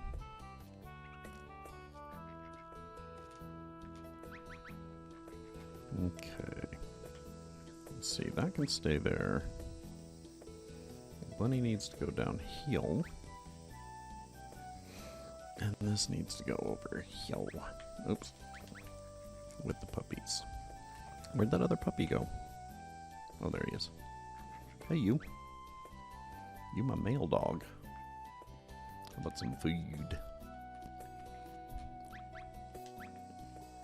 So the only thing we can do with these are seeds and cornered pickets, so...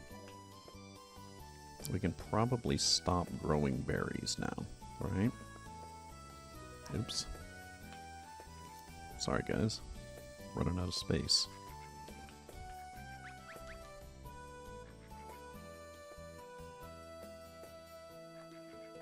Okay. Let's go ahead and keep that berry. And I think we're good. I think we're good for the day, huh? Actually, I'm going to cut one of these wheats. See what it does. Yeah, it gives us normal shit, so don't harvest those.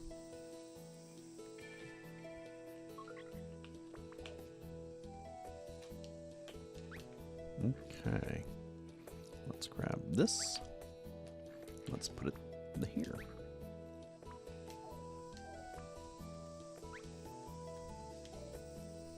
There we go.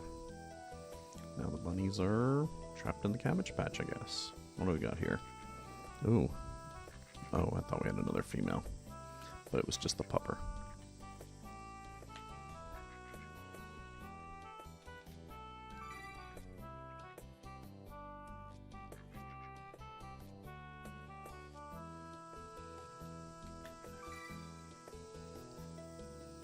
Actually, I can use this for another fence piece, huh? Pick it up, you bozo. Okay. Cornered picket.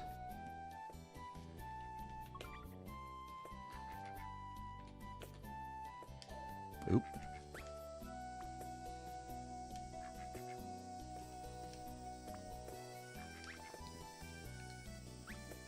There we go. One more and that'll be fenced in. Pretty soon nobody will be able to get in heel. Oh, all the rabbits are over here, of course. Eating all the crops.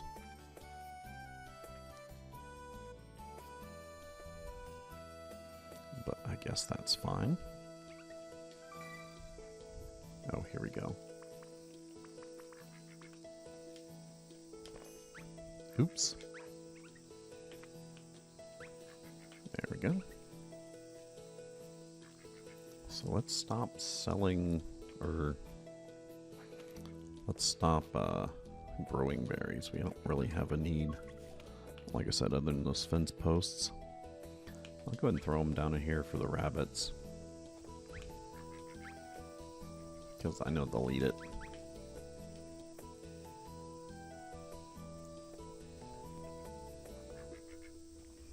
Okay. Come on.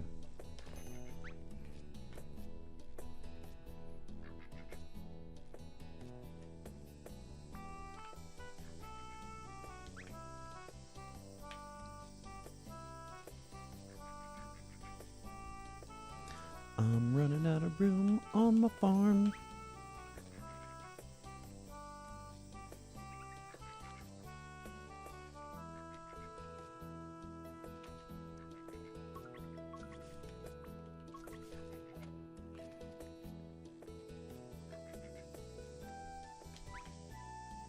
What are you guys doing over here?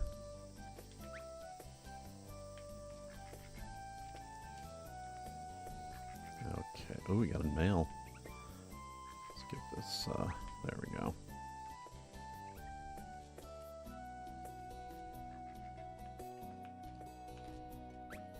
Damn it. Come here, puppy.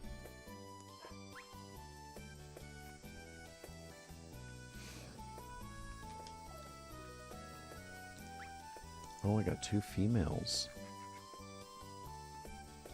And, of course, she goes running instantly fucking back to where I got her from.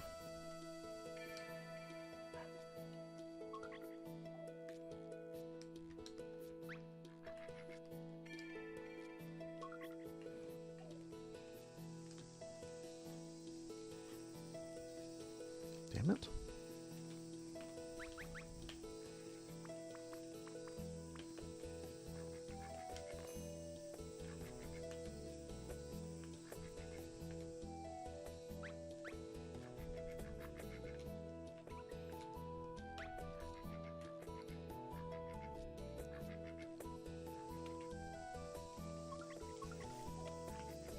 Okay, we need cabbage seed more than feeding the bunnies.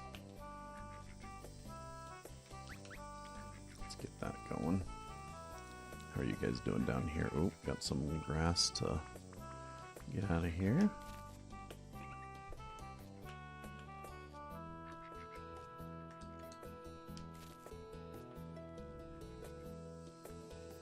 Okay. Let's get this stuff drying. And let's grab this stuff. Look at all that stuff we got. What does this buy me? A sign? I don't need a sign. Let's just throw it over here then.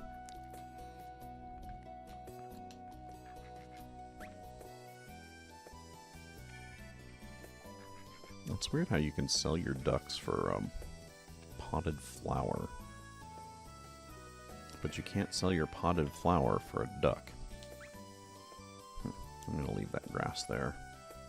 I need grass for my honey.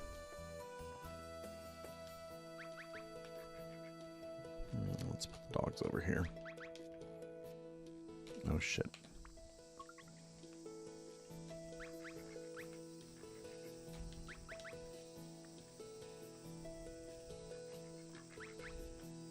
Fucking dogs hanging out with the bunnies. What the hell?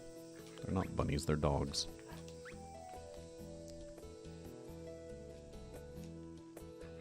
I could sure use a male basset hound.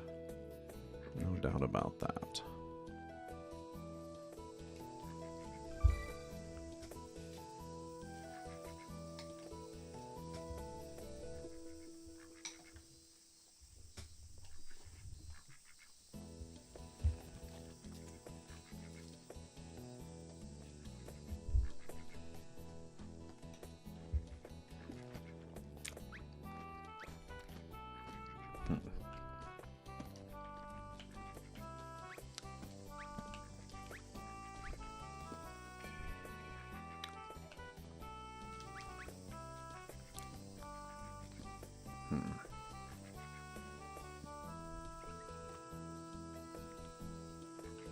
Yeah, I don't need any of that stuff, so I'm not going to bother with it.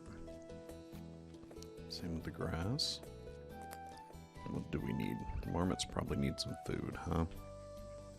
Let's go get some grass seed. Oh yeah, why don't we just do this?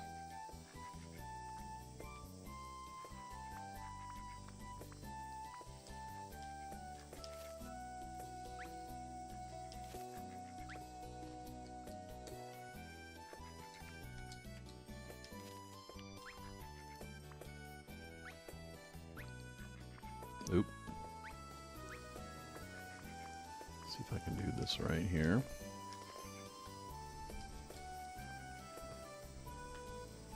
Marmots get grass seeds because they're cheap.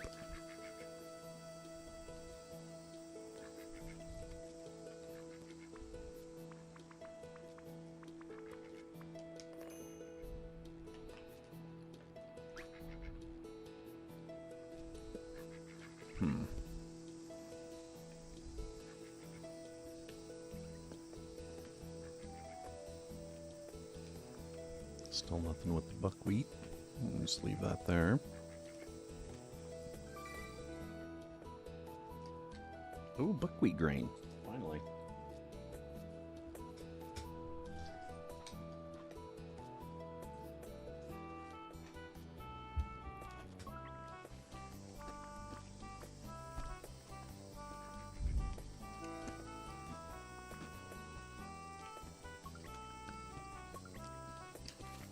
Buckwheat. Nice.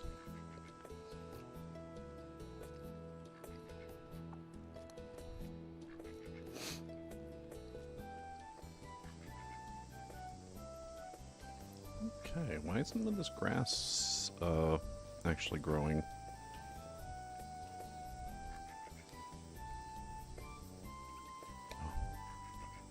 The cabbage patch.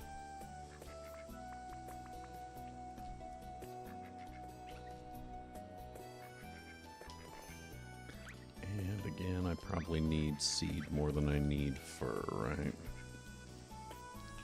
So, oh, God damn it. Oh, I'll only get 2 anyway. What the hell?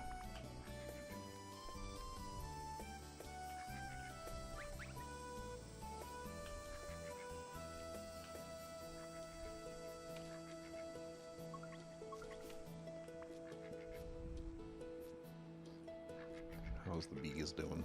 Any bees? We do got flowers. Wild flowers.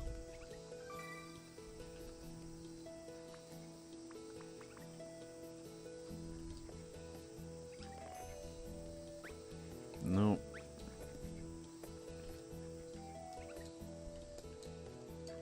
Damn it, dogs. I need to pick that up. There we go. I guess I don't need to pick it up, but not really good to have trash hanging around. Probably attract, like, something bad.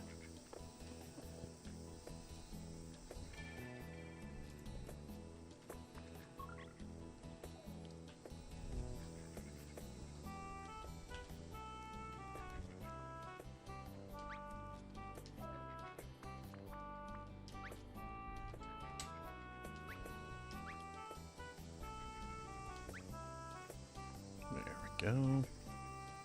Start us another little area there. Hey, puppy. Oh shit, there's a bush in the fucking...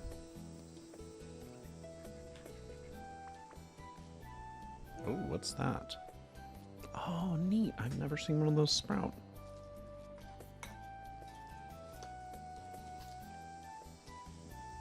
Cereal's all mushed.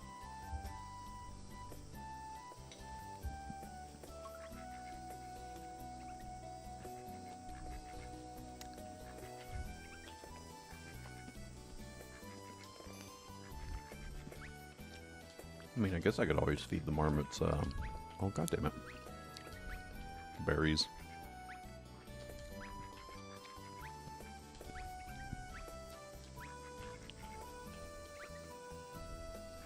Berry seeds. Oh, I guess the rabbits are eating the berries, huh?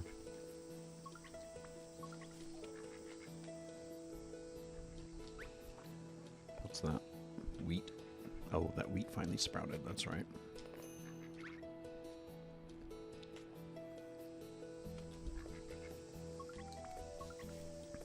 Okay, how are we on cabbage seeds? We definitely need more.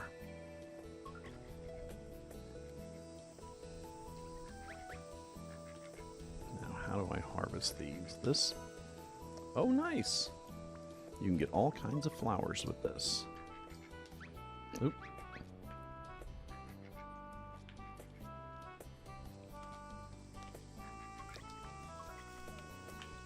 can... Oh, I wonder if the selling the ducks and getting little flower pots for the ducks helps. Where's that one? Yeah, get that. That needs to go up here. Next to the flower, or next to the... Damn it, duck? It's fucking ducks, dude. Okay. I can get a daikon sign. Or another young terrier. Let's get the sign.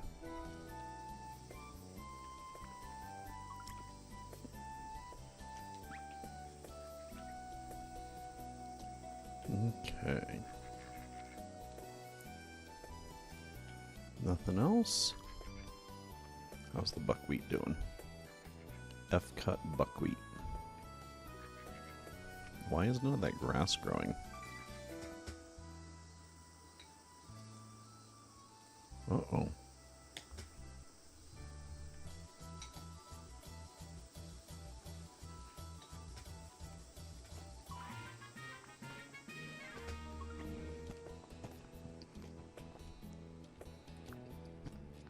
Well, that's kind of cool.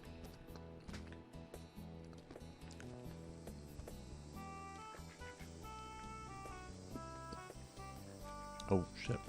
I didn't think of that. I got a hole in my fence over here. Hey, Mr. Ducko. Oops, shit. Yeah, get the fuck out of here. And then... zonk. Perfect. Pretty sure they can't get past that now. So anything I put in here will be contained.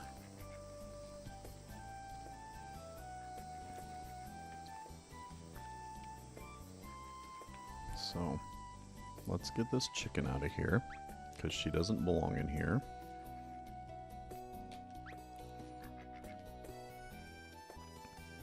Got a male and female bunny there. Get this duck out of here, because she doesn't belong in it. Well, I guess, I don't know. Fuck you, duck.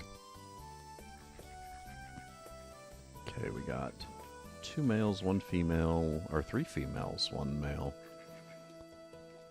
Okay, we got puppy dogs over here.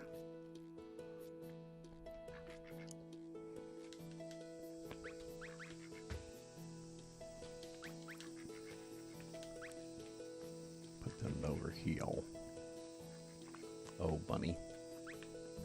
Oh, here's another bunny. Oh, 2 more bunnies. One's pregnant. So let's put them in the newly enclosed bunny area so I can better control their population. Let's grab one of these males. We don't need 2. Oh.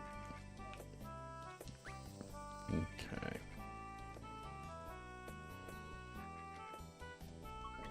Let's get some daikon seed. Oh, wait a second. Was that... Could I get a Bruni? Yeah, fuck it. Let's get Bruni.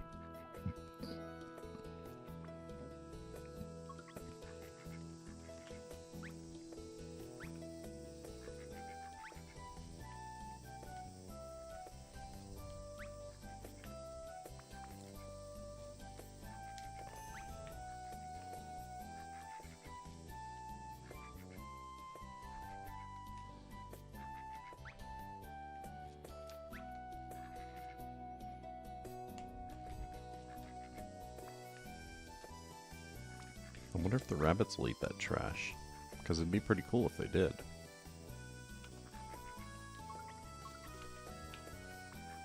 Leafy refuge. Okay, oh goddammit.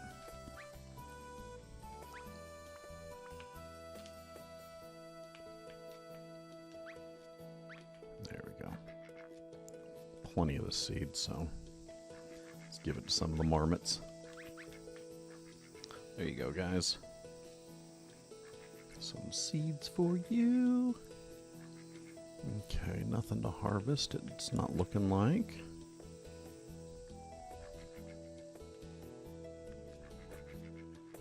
Puppy's over there playing. I think we're good.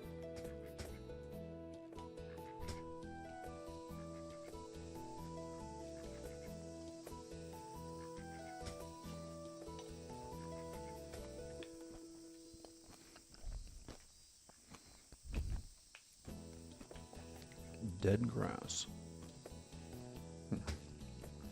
No idea.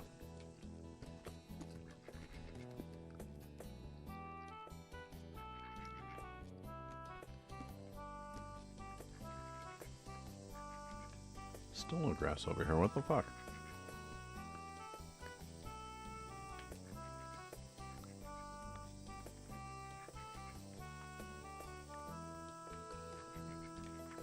Let's go ahead and move this field here.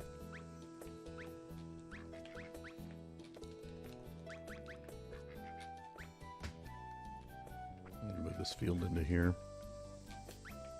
That way it's contained.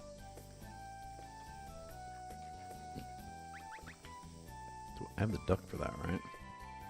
Yeah, crony. I think. Maybe not.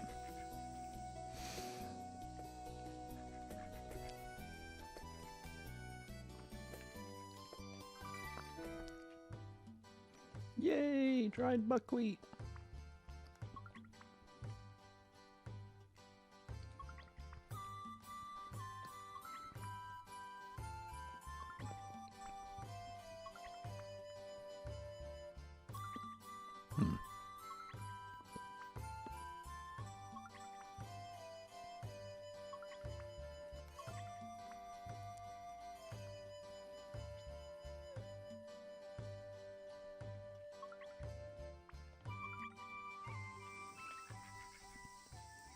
It's funny, I have another game that I bought on Steam a while ago called The Communism Simulator.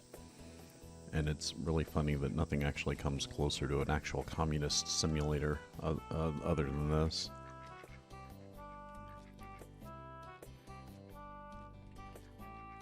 Farms are bastions of communism.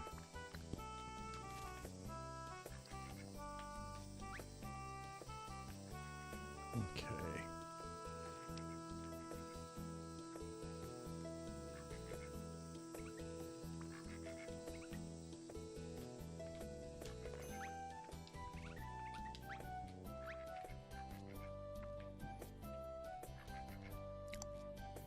Eventually we're gonna have to separate the rabbits out from the lettuce.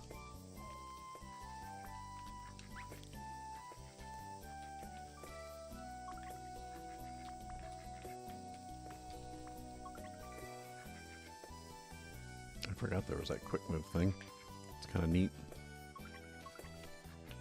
Even though I never use it.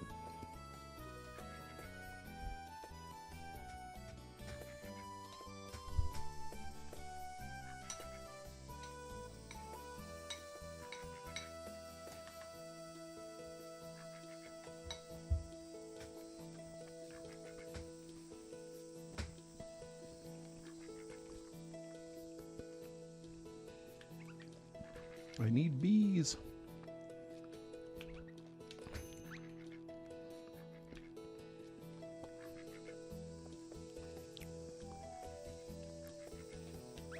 Oops, wrong one. I wonder if they'll eat that.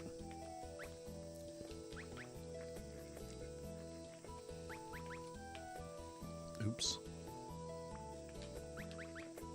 Ooh, don't want to leave that over there.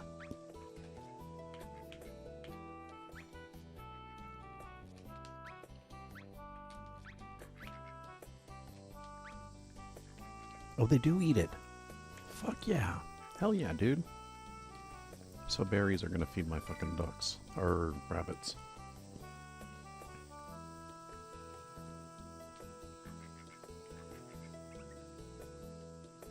Still only one male. Still only one male. Winter will come soon and I'll have to cull the herd. These guys.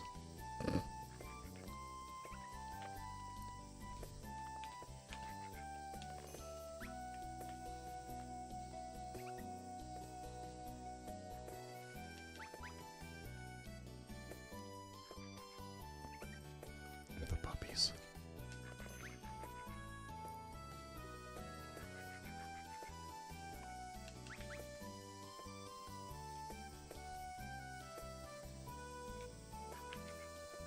Yeah, I need more of those little, These little blocks that shit can't walk over. So the rabbits don't get into the other crops.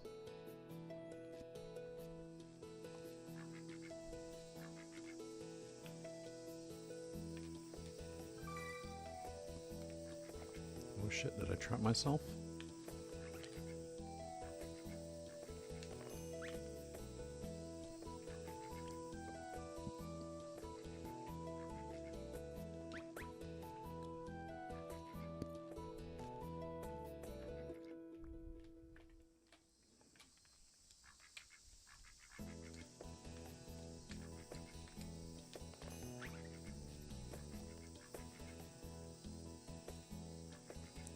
Okay, cool.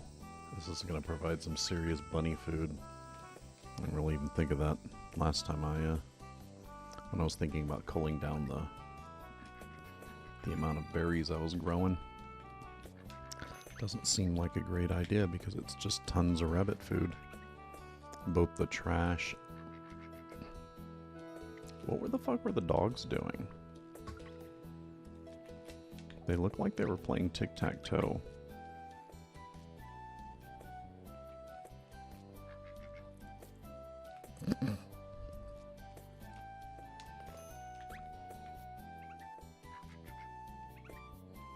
More food for the bunnies. You know what? Let's take this wheat. And let's move it.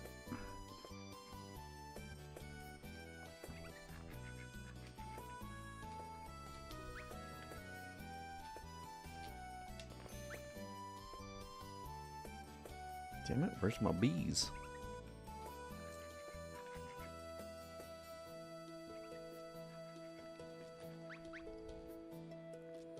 Okay. Still no grass, which is really fucking weird. Dogs seem to be doing fine.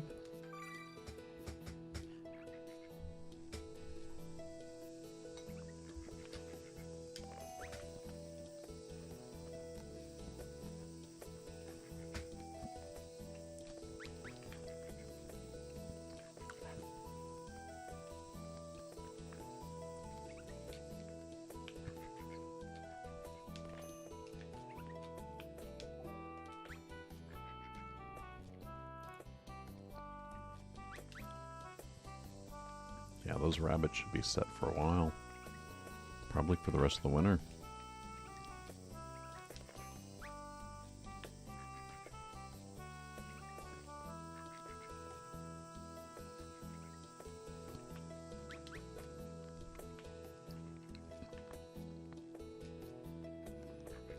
Look at all the prego marmots.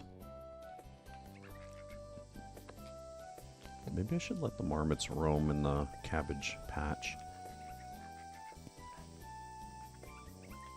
Yeah, I think I'll do that actually.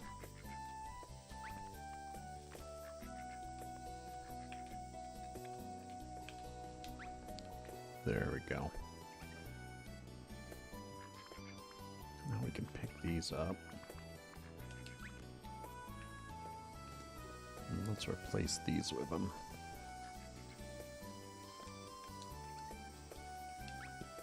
Oops, wrong one.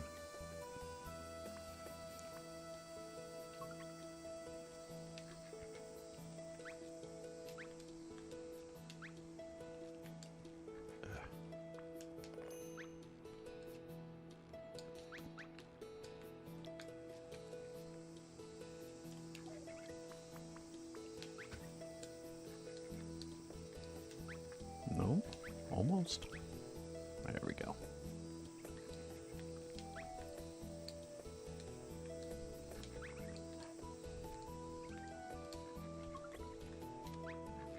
Yay! Can we sell this fence? That would be really fucking nice if we could. Maybe sold it for a normal fence? Shit, I don't know.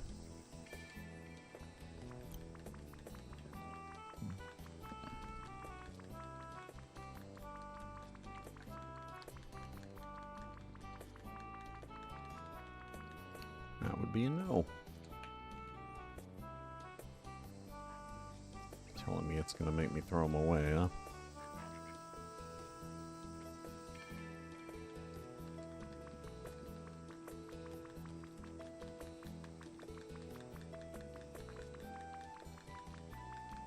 Yeah, it's looking like it. Ouch. Okay.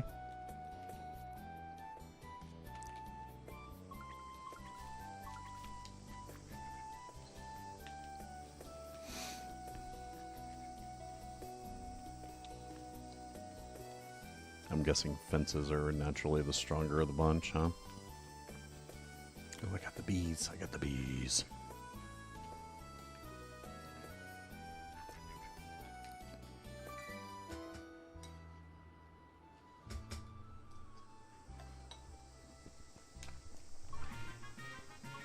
Yay.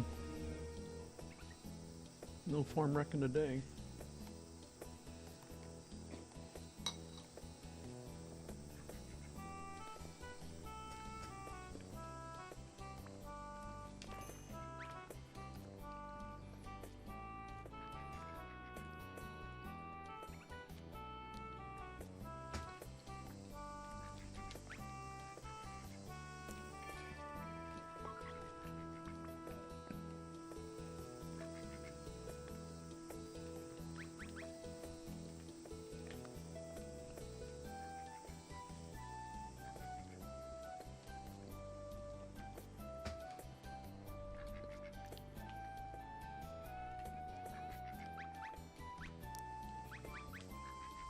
Didn't I move the location for that? Oh, yeah.